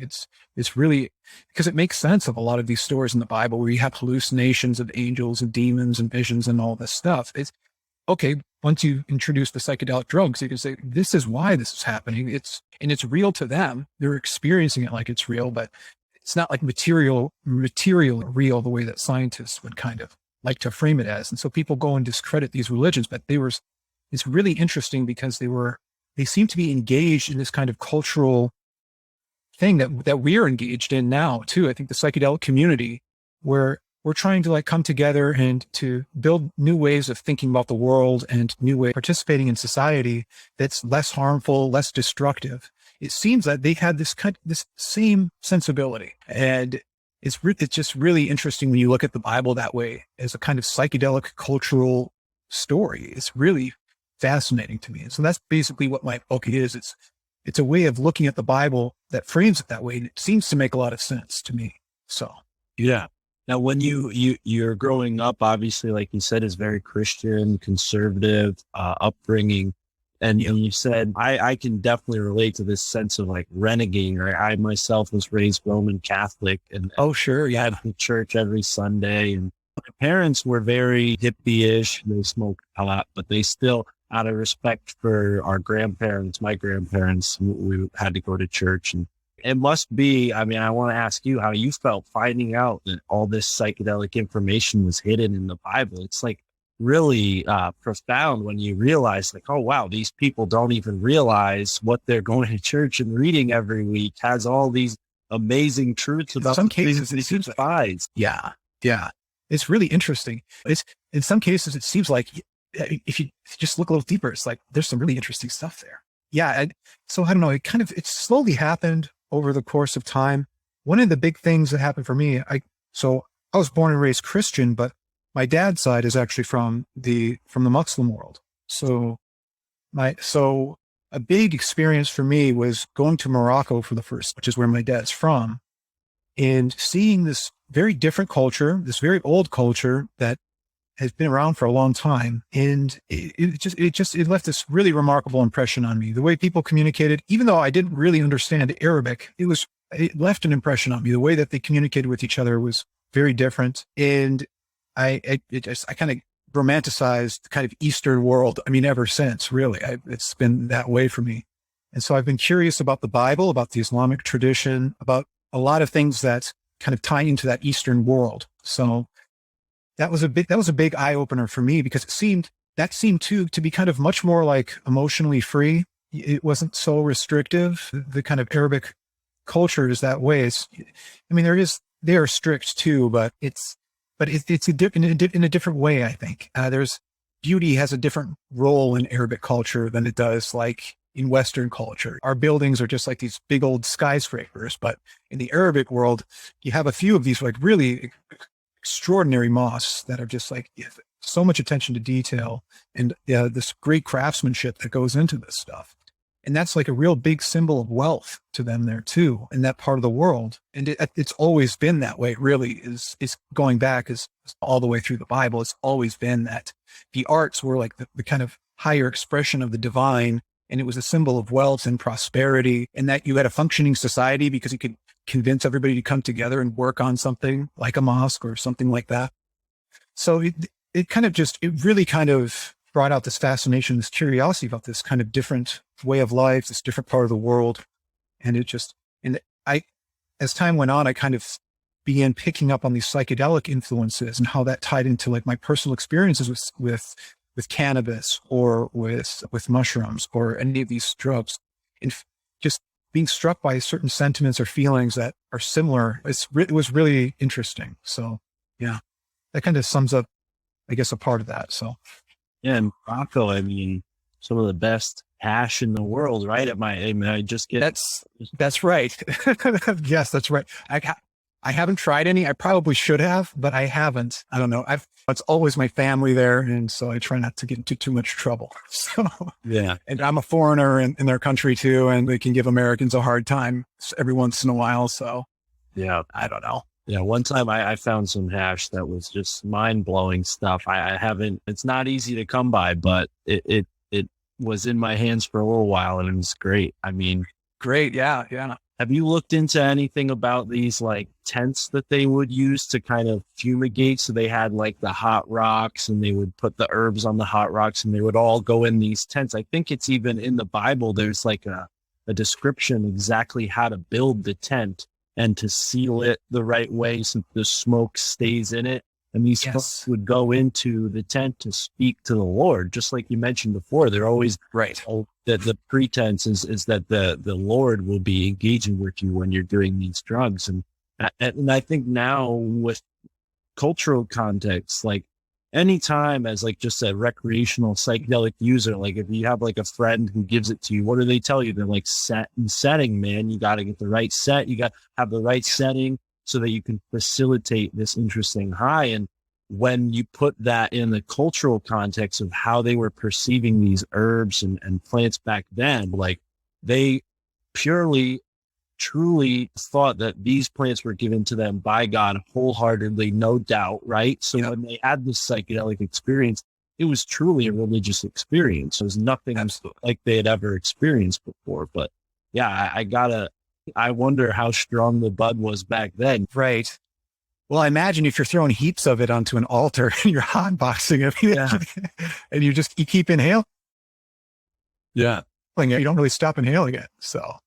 Yeah. Right. But yes, you're right. They do give instructions in the Bible about the construction of the tabernacle, where they basically seem to be burning incense basically around the clock, and the priests go in there and they make their plans about where the nomadic community is going to move, and they consult with God and they consult with each other. And this was a big part of their lifestyle. And the point you mentioned about set and setting is also very interesting and important too. It's for the Israelites at least, they had their kind of tabernacle, their temple was at the center of their camp. So you had all of these other tribes kind of around this kind of central kind of location. And this is where a lot of the decision making was done for all of the tribes, where they would go, when they would move, if they had to go to war. All these big decisions would basically get made here. And you'd also have people bringing animals to be sacrificed, and that would basically mean that the priests would be able to eat, and anybody who was poor would be able to go there and get some meat to eat. And this is kind of how they operated their kind of nomadic society.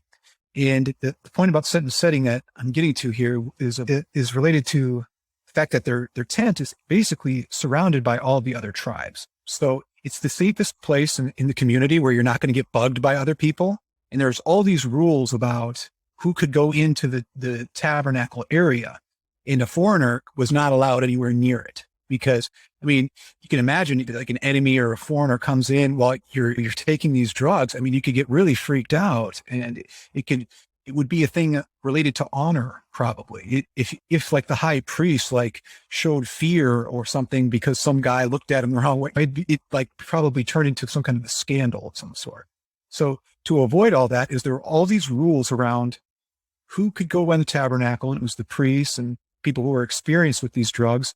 And so they were kind of controlling the kind of mindset and the mentality that was going into these experiences in a sophisticated and premeditated way, which is so interesting to me. And that's what, if you really look at the Bible and you kind of, you got to read between the lines a little bit because we don't necessarily know for certain that this was cannabis, but we have this evidence in Tel Arad, which we were talking about earlier. We have the cannabosum reference in the Bible, which is the Hebrew word for this. Some people think it's cannabis. Some people think that is where our word for cannabis comes from. So that might be the case. And it seems to be the case. Right? I mean, that word kana it's been used since I think the proto-Hindu people, right? They had that same root word used for. Oh, is that right? Yeah, and this is something Chris Bennett talked to us about. So maybe we're coming with one loaded in the chamber. But yeah, that's like something Chris was talking about. He did mention cannabosum. That's a big part of his theory, and that comes from Sula Bennett, another with the same last name. I wonder if that's his pen name. I'm not sure, but sure. Yeah, Sula Bennett is the Dutch author who first made that connection between cannabosum and cannabis. That's really interesting. Yeah. So you do have to do some interpretive kind of reading, but once you kind of figure out what was going on around the tabernacle, you read the rules in Deuteronomy and all of these other books, you get this sense that, okay, these priests might have been using these drugs, kind of controlling who was allowed to come near this kind of sacred area. And they were just trying to really kind of have this authentic religious experience. And they really wanted to kind of like tap into something, divine when they made their decisions, because you want the blessing of the gods. You don't want to make some stupid decision that's going to destroy your community. And for example, going to war at the wrong time or against the wrong tribe. It could be maybe you sacrifice too many animals and then all of your sheep die and you don't have any more meat. It takes forever for these sheep to reproduce again and to develop some kind of supply of meat. So they have to make all these decisions all the time. And they wanted to kind of be in this kind of holy mindset while they were making these decisions, I think. And that's why they were constantly incorporating these drugs, at least to some extent. And it may be the case that these drugs were cognitive kind of agents that helped them think through problems in some way. And Terence McKenna talks about mushrooms being an agent for evolution and causing the gradual development of the human brain. And there's an interesting kind of phenomenon and connection here to Silicon Valley, because a lot of people in Silicon Valley are taking hallucinogens and working on these really interesting computer programming projects and problems. So it seems that these drugs do have some kind of cognitive effect that can, some kind of enhancing cognitive effect, really, that can be beneficial. It may be the case that this is how they were used in antiquity. I mean, it was brain vitamins, really. That's one way to look at it. There's a couple ways to look at it, but that's one way to think about it for sure. Now, I got to put you on the hot seat here and ask you a question. When you're looking at this information, I see you have a historical angle. You're looking at their cultural like narrative and understanding what they think. But what do you think? Like when they're engaging with gods, do you think that this is purely substantial, meaning like a product of the substance they're taking? Or do you think that there actually is a spiritual process going on here? Do you think that like what is your stance on consciousness, or do you prefer to leave your beliefs out of the work? Well, when I'm writing it, I try not to assert too much of the religious and kind of supernatural. And sometimes it's hard not to, frankly. It's remarkable sometimes. So, but my personal belief is certainly that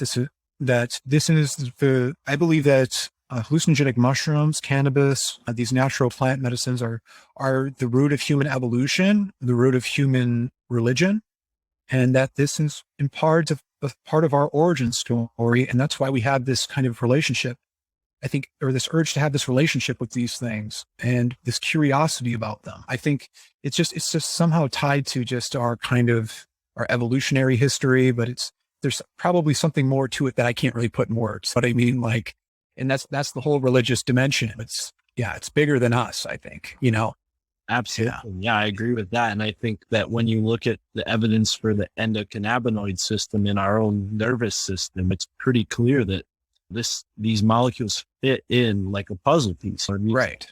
Before on the show, because it just makes the most sense. Like these random plants, if humans never interacted with them, like it would still be this puzzle piece, whether or not we use them. It's I think you have a point there by saying like, no, it's not random. These are a part and parcel to why we have this consciousness. I think there's a lot of truth to that, you know? And yeah, I don't know how much I buy into the stoned ape theory. I don't know if I agree with like that humans were once this like proto-human that's just stumbled upon mushrooms or cannabis randomly, and that's why we gained this leap in consciousness. That's just my personal belief.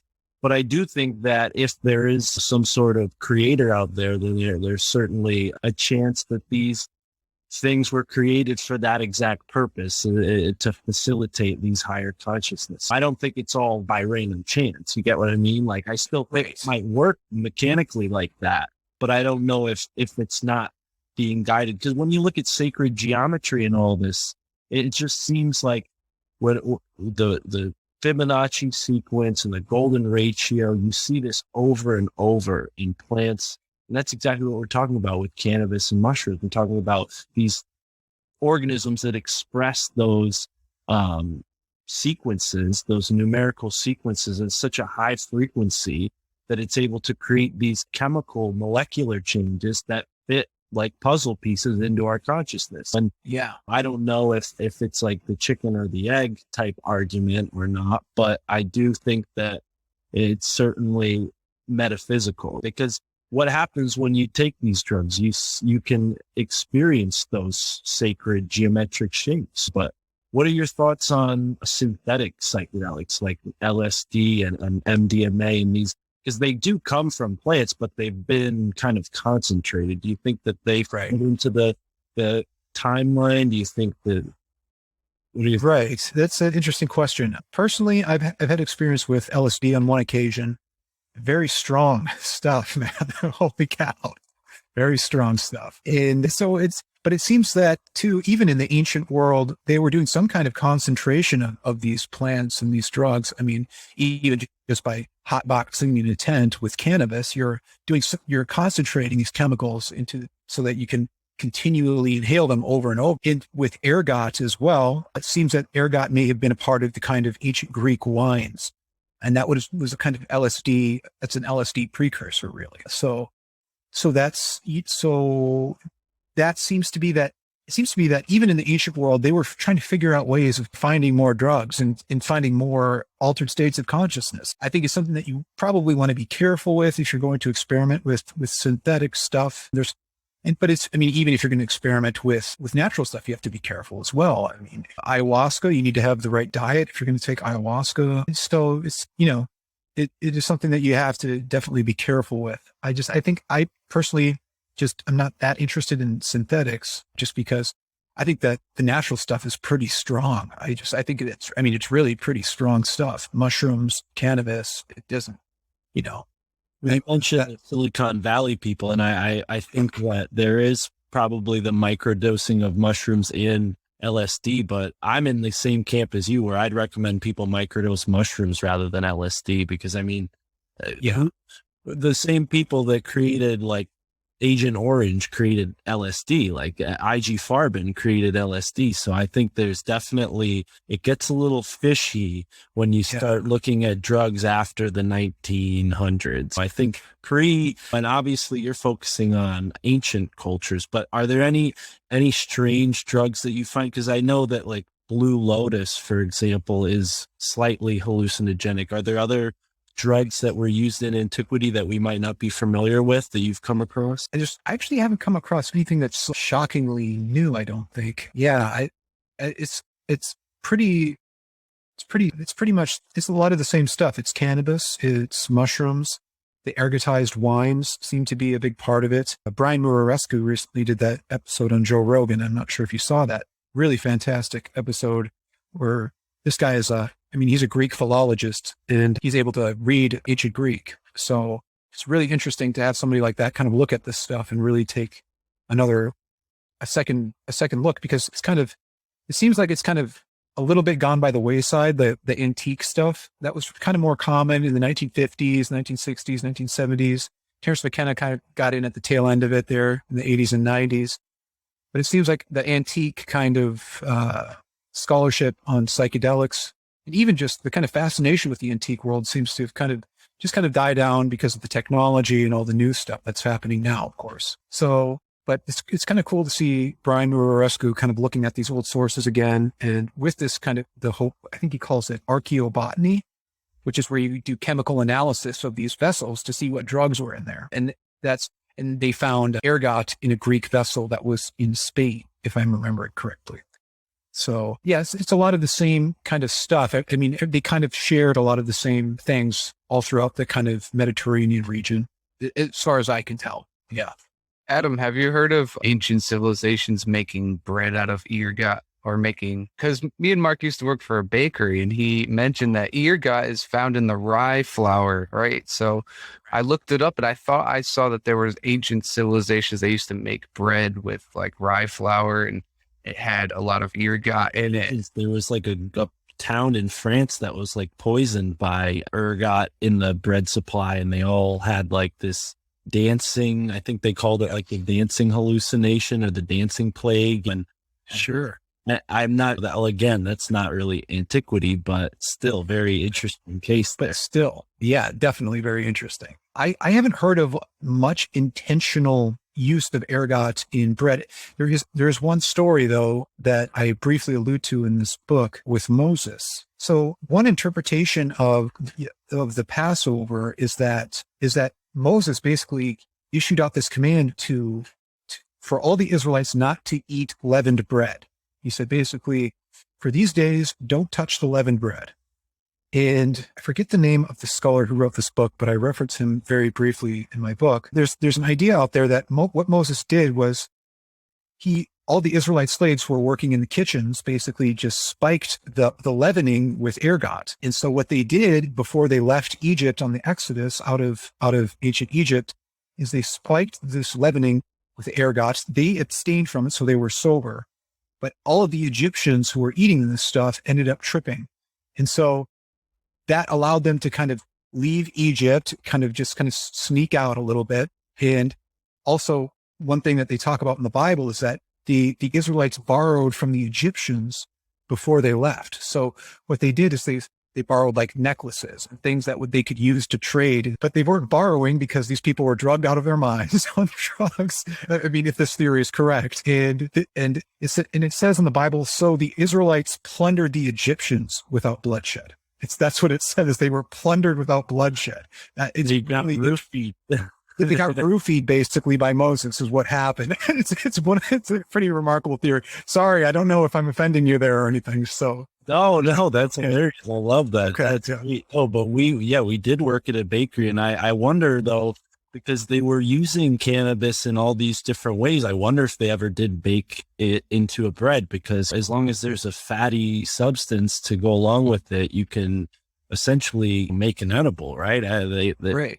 But what have you looked into like the anointing oils at all and anything like what they're doing? Because I know that the Messiah means like the anointed one. And if these anointing oils were used with like more than just myrrh and frankincense, if they were using cannabis in that oil, then that would make sense as to why, like, Jesus Christ would heal the sick. And what was he healing people of? Demon possession.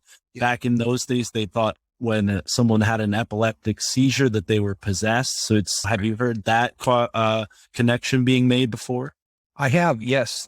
I've stumbled upon that. Yeah. The notion that the anointing oil was very likely some kind of dermal cannabis concoction that you'd put on your skin, you'd absorb it through your skin, and it would enter your bloodstream that way.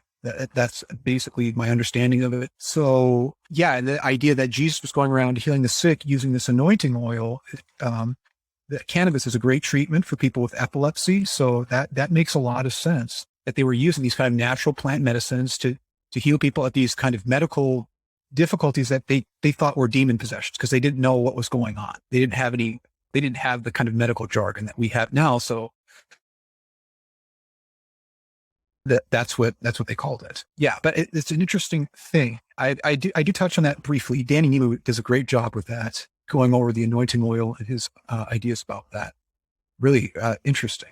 it's interesting to think about this too, with this as a kind of synergistic effect. If you have, for example, the ancient Israelites consuming mushrooms and smoking this cannabis, rubbing it on their skin. I mean, these people were really into this stuff. It seems like they were really engaged with this. And it's not like they just did it like once. I mean, it seemed like it was this ritual thing that at least a small section of the society was doing continually. And that's a really interesting thing to think about, to have a small section of the society that just takes these drugs and thinks about creative problem solving, I think. And I think that's kind of what was going on in the leadership of the ancient Israelites. So yeah, it's an interesting way to look at this ancient culture, and also maybe to think of a new model for how we could think about modern society and even the psychedelic community and where our place is in modern society. Because it seems like we're still figuring out, where do psychedelics fit into society? There's the legalization questions, the decriminalization questions,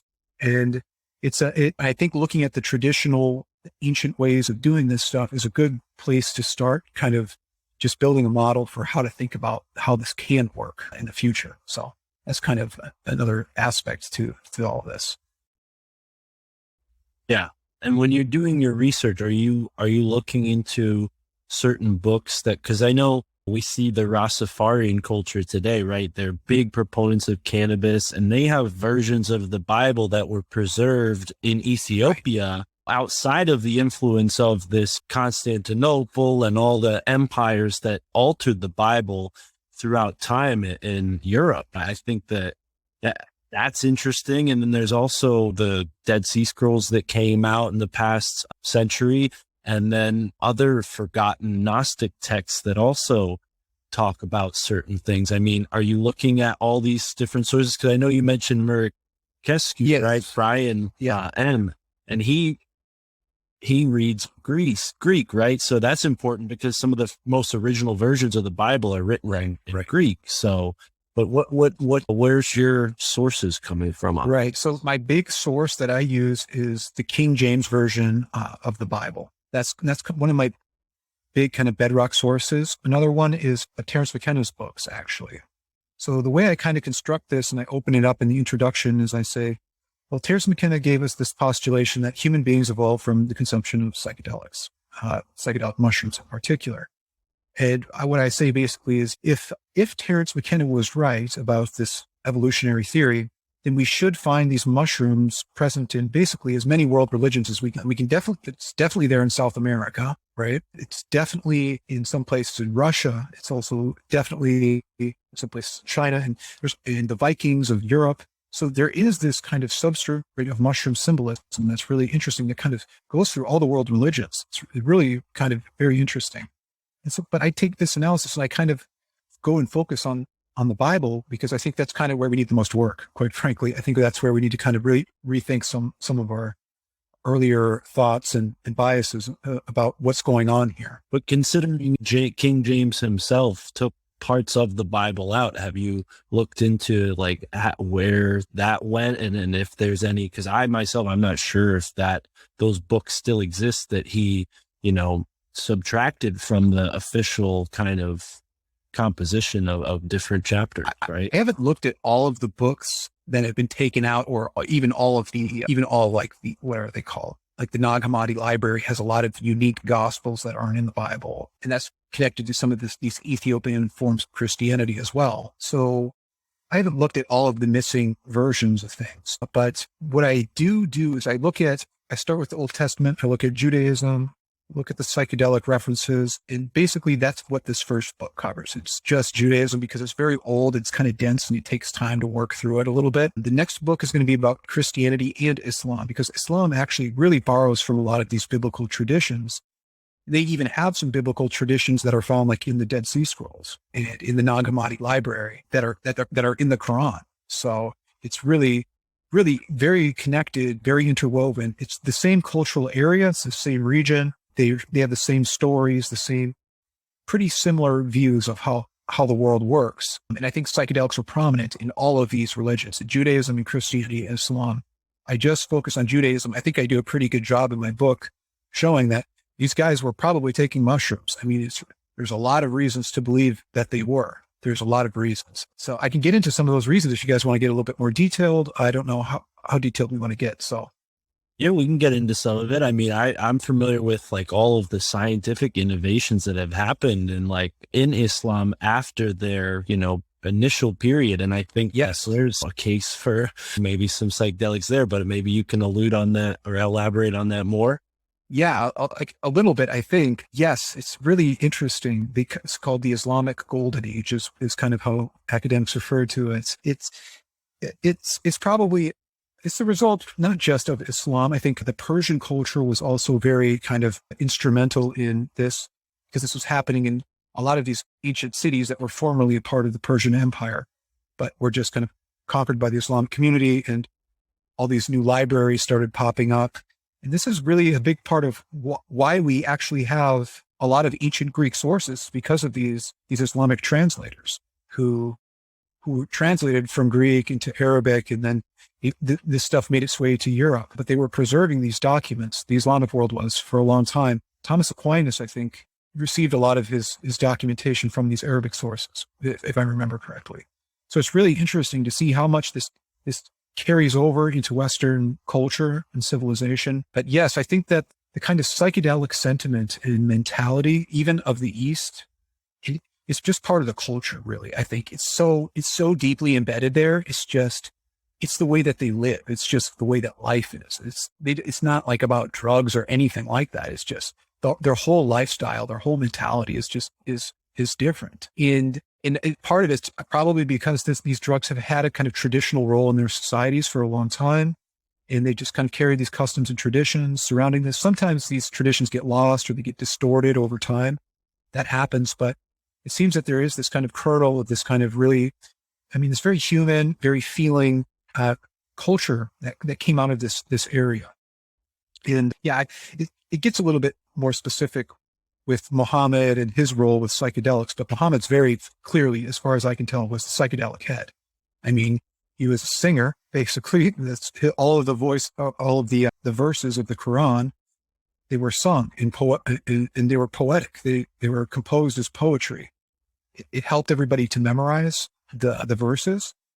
So he would sing this stuff, and he was kind of a rock star, and he liked the ladies. And that's just how his personality was. We have a lot of records about like what kind of a person he was. It's really interesting. And yeah, you have a few really obscure references that kind of hints that he was taking psychedelics. One easy one is actually a reference to Esfahan, or Syrian rue, which is actually one of the more obscure ones that's very specific to the Middle East.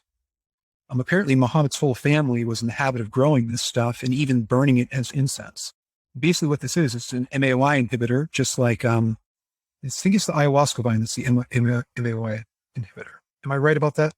Well, it's two components. One of them is the inhibitor. I'm not sure if it's... I think it's the vine. I think the vine is the inhibitor, and then the psychotria viridis, if I'm remembering the name correctly, is DMT. I could be wrong. Fact check me if you want for this matter. Anyways, the Syrian rue is the MAOI inhibitor. So what that would do is that would actually activate orally any kind of drugs you're eating throughout your day. If you're having, any kind of, if I don't know if there's a food source in the Middle East or not that has a high DMT content, but if you're using this as incense and you're inhaling Syrian rue throughout your day, you're going to have kind of more psychedelic effects come out of your diet, even just regularly. Really interesting.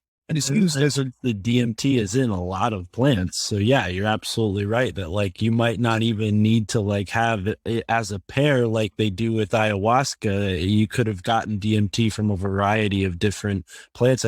People kind of point to the acacia tree, right? I think that's some main interpretations because it is so rich in DMT, but there are thousands of plants that have DMT in them. Exactly. Yeah. That have DMT in them. Right. So that's an interesting possibility that the Syrian rue, which is also a big part of actually the color red that was used in Persian rugs. I think that this is how they made their red dyes. And the rugs are psychedelic as well. I was going to mention that before. You just look at the amazing variety of patterns that they've created in this huge art space. It's really merciless. To this day, people seek those rugs out because they're so beautiful. Exactly. Yeah. Yeah, there's another art pattern that's very interesting. You know, I wish we were doing video so I could show this image, but I can explain it kind of a little bit. There's a art pattern that's called the Arabesque in the Arabic world. You can look that up. It's Arabesque, if anybody wants to look that up. And we'll have it linked in the show notes. I'll make sure I find a picture of it so people could just scroll down. Sure. See it. Sure. Okay. But so this is like a pattern that was kind of developed during the kind of Islamic Golden Age. What they typically do is they make these repeating patterns that kind of repeat in this infinite loop. You've probably seen it in all kinds of Islamic architecture. It's all over the Islamic world. And usually it's like stars that are like infinitely repeating. And so it uses geometry to make this kind of fractal, like infinite repeating geometry. I mean, I think what that art form is these kind of Eastern artists trying to draw what they see when they take hallucinogens. That's what I think that the Arabesque is.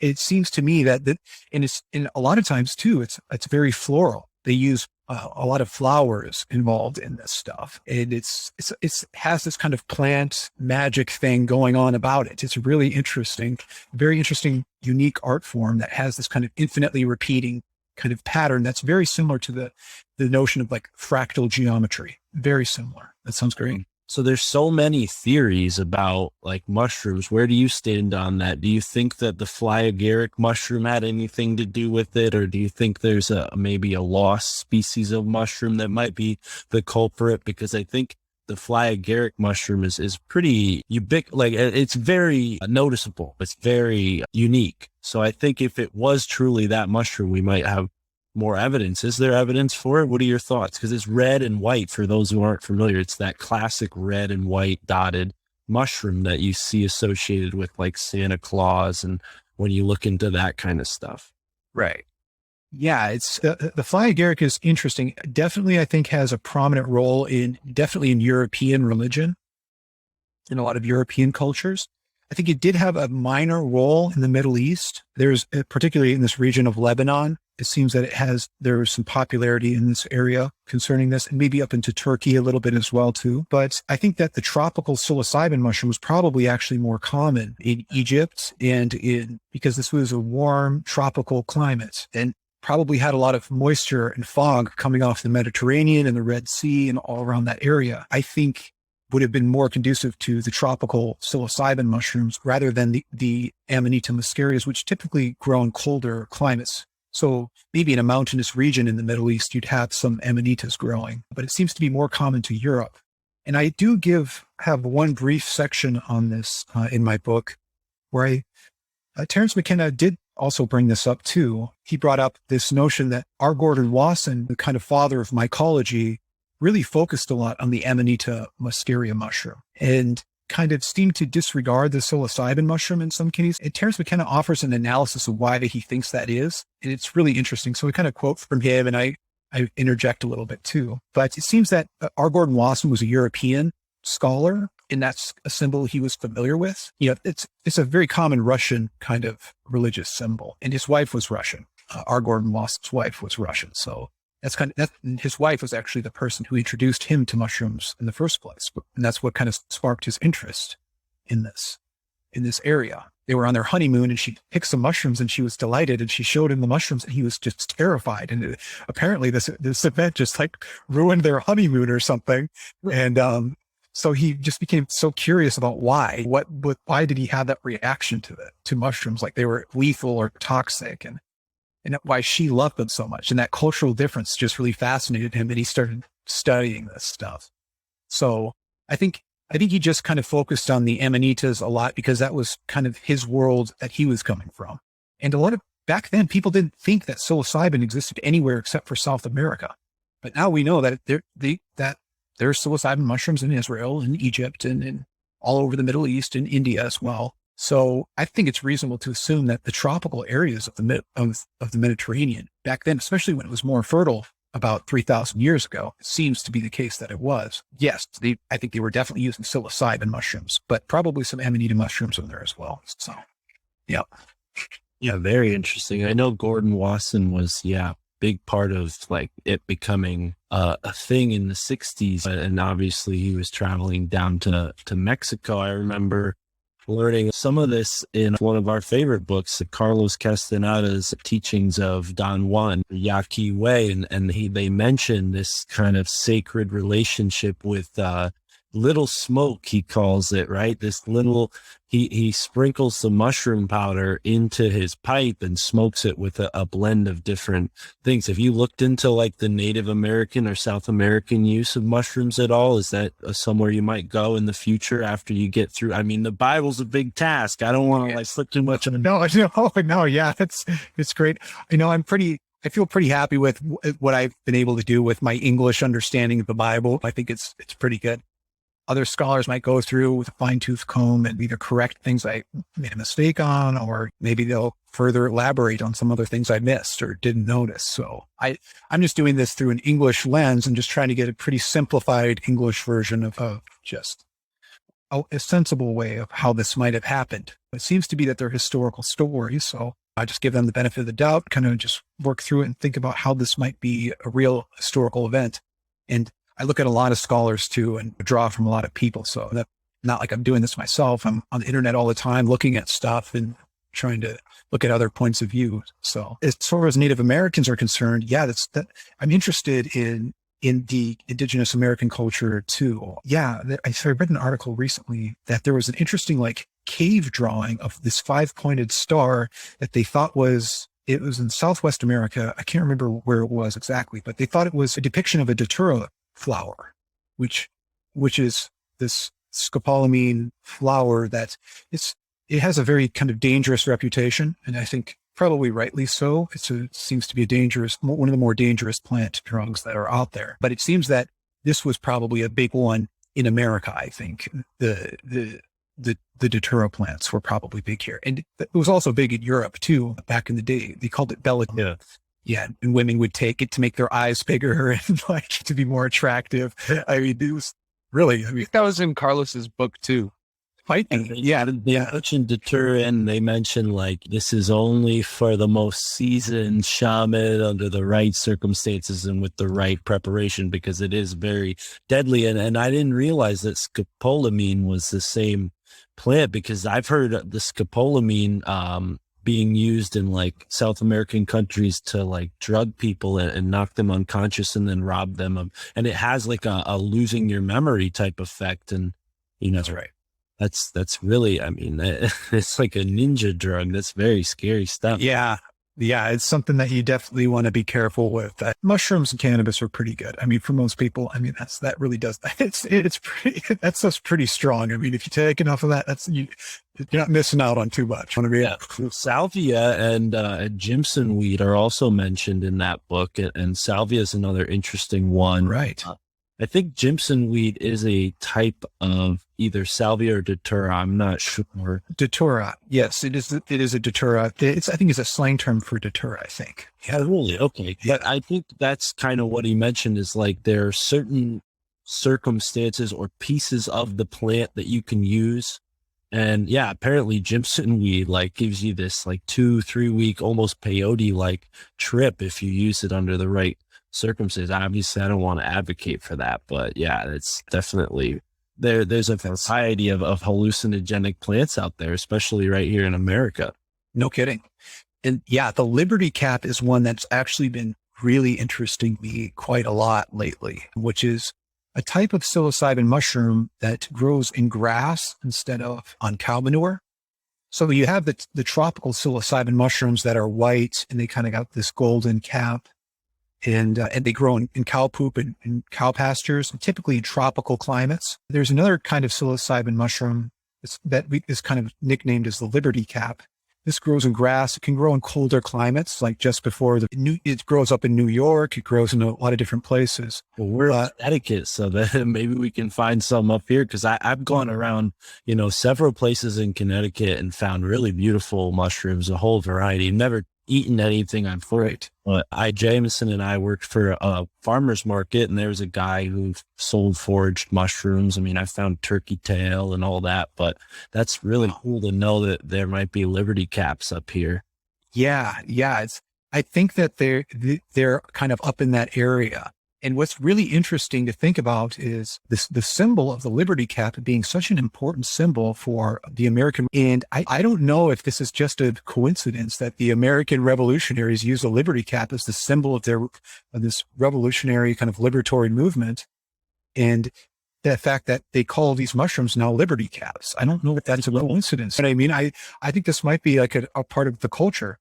And there were a lot of Native Americans that fought on our side during this war. There's a really interesting thing I'm saving for the next book that is just like, it's worth it. I mean, it's choice. It's pretty cool. I'll tell you, this episode's coming out after we had David Way on the podcast, who's a martial artist like myself. And we were talking about Wu Dang and these Taoists and Wu Dang who they're not aesthetic. They don't like abstain from drugs. So they're able to do anything, right? They're this really kind of freestyle monks. And, Sure. We didn't get too much into that, but I wonder now, maybe the Taoists are using stuff like that. Because I myself, as a martial artist, I know that when I started smoking cannabis in conjunction with my training, beneficial symbiosis. And I wonder, like, if taking a bunch of mushrooms helps you load your musket faster and, like, get to war against the British, like, that would be kind of profound to find some evidence for that. I hope that's what maybe in store. We'll see, man. I don't know. It's interesting. What I can say, I mean, just preliminary without spoiling it, I think that there's some good reasons to believe that some very prominent figures in the American Revolution were aware of this mystery symbol of this kind of Liberty Cap. And this goes back actually before the American Revolution, goes back to Roman times. I think that this was a symbol of basically senatorial government, meaning like group government, where people got together and made decisions together. And that the mushroom was a part of that symbol of people coming together, thinking together, living as community and working together. And that's in ancient Rome, it was this symbol of the Liberty Cap it was a symbol of a freed slave too, which is a very interesting thing. This notion of liberation that comes from drugs, that comes from these psychedelics, and accompanying that with this political liberation it's really interesting to think about it that way. And I can imagine that if you're a revolutionary soldier, when you're starving and the Congress is having a hard time getting food supplies up to your camp and you find these mushrooms, I mean, you're probably going to eat them. I mean, and on top of that, you're probably going to have a good time too, because now you're not hungry so much and you realize you're fighting for this noble cause. And I'm sure it would increase your kind of nerve and your fervor, and you wouldn't like be as freaked out if you're going into it with that kind of loyalty to the cause and the loyalty to that revolutionary cause. I think that it would probably be very beneficial and very helpful. George Washington sat in a very interesting chair. I'll give this piece, and if you find this piece online, there's some other interesting things that are attached to it. He sat in this very interesting chair that was made for him by a Freemason. And on the top of this chair there's a sun I think it's called the rising sun chair is what it's called. There's a sun and it's rising, but it is so odd. Like right above the sun, it looks like an umbrella, but it really looks like a Liberty Cap mushroom is what it looks like. George Washington sat in this chair and it's on display still. I think it's in Pennsylvania or somewhere. Really something. Look at that. All right, man. Yeah, that's really a great way to end the episode. This has been a great conversation. I enjoyed it, man. I enjoyed it. Thanks for having me. And Adam, of course. Oh, yeah. This has been a blast. We really are honored to have you here. And yeah, thanks for listening to the My Family Thinks I'm Crazy podcast.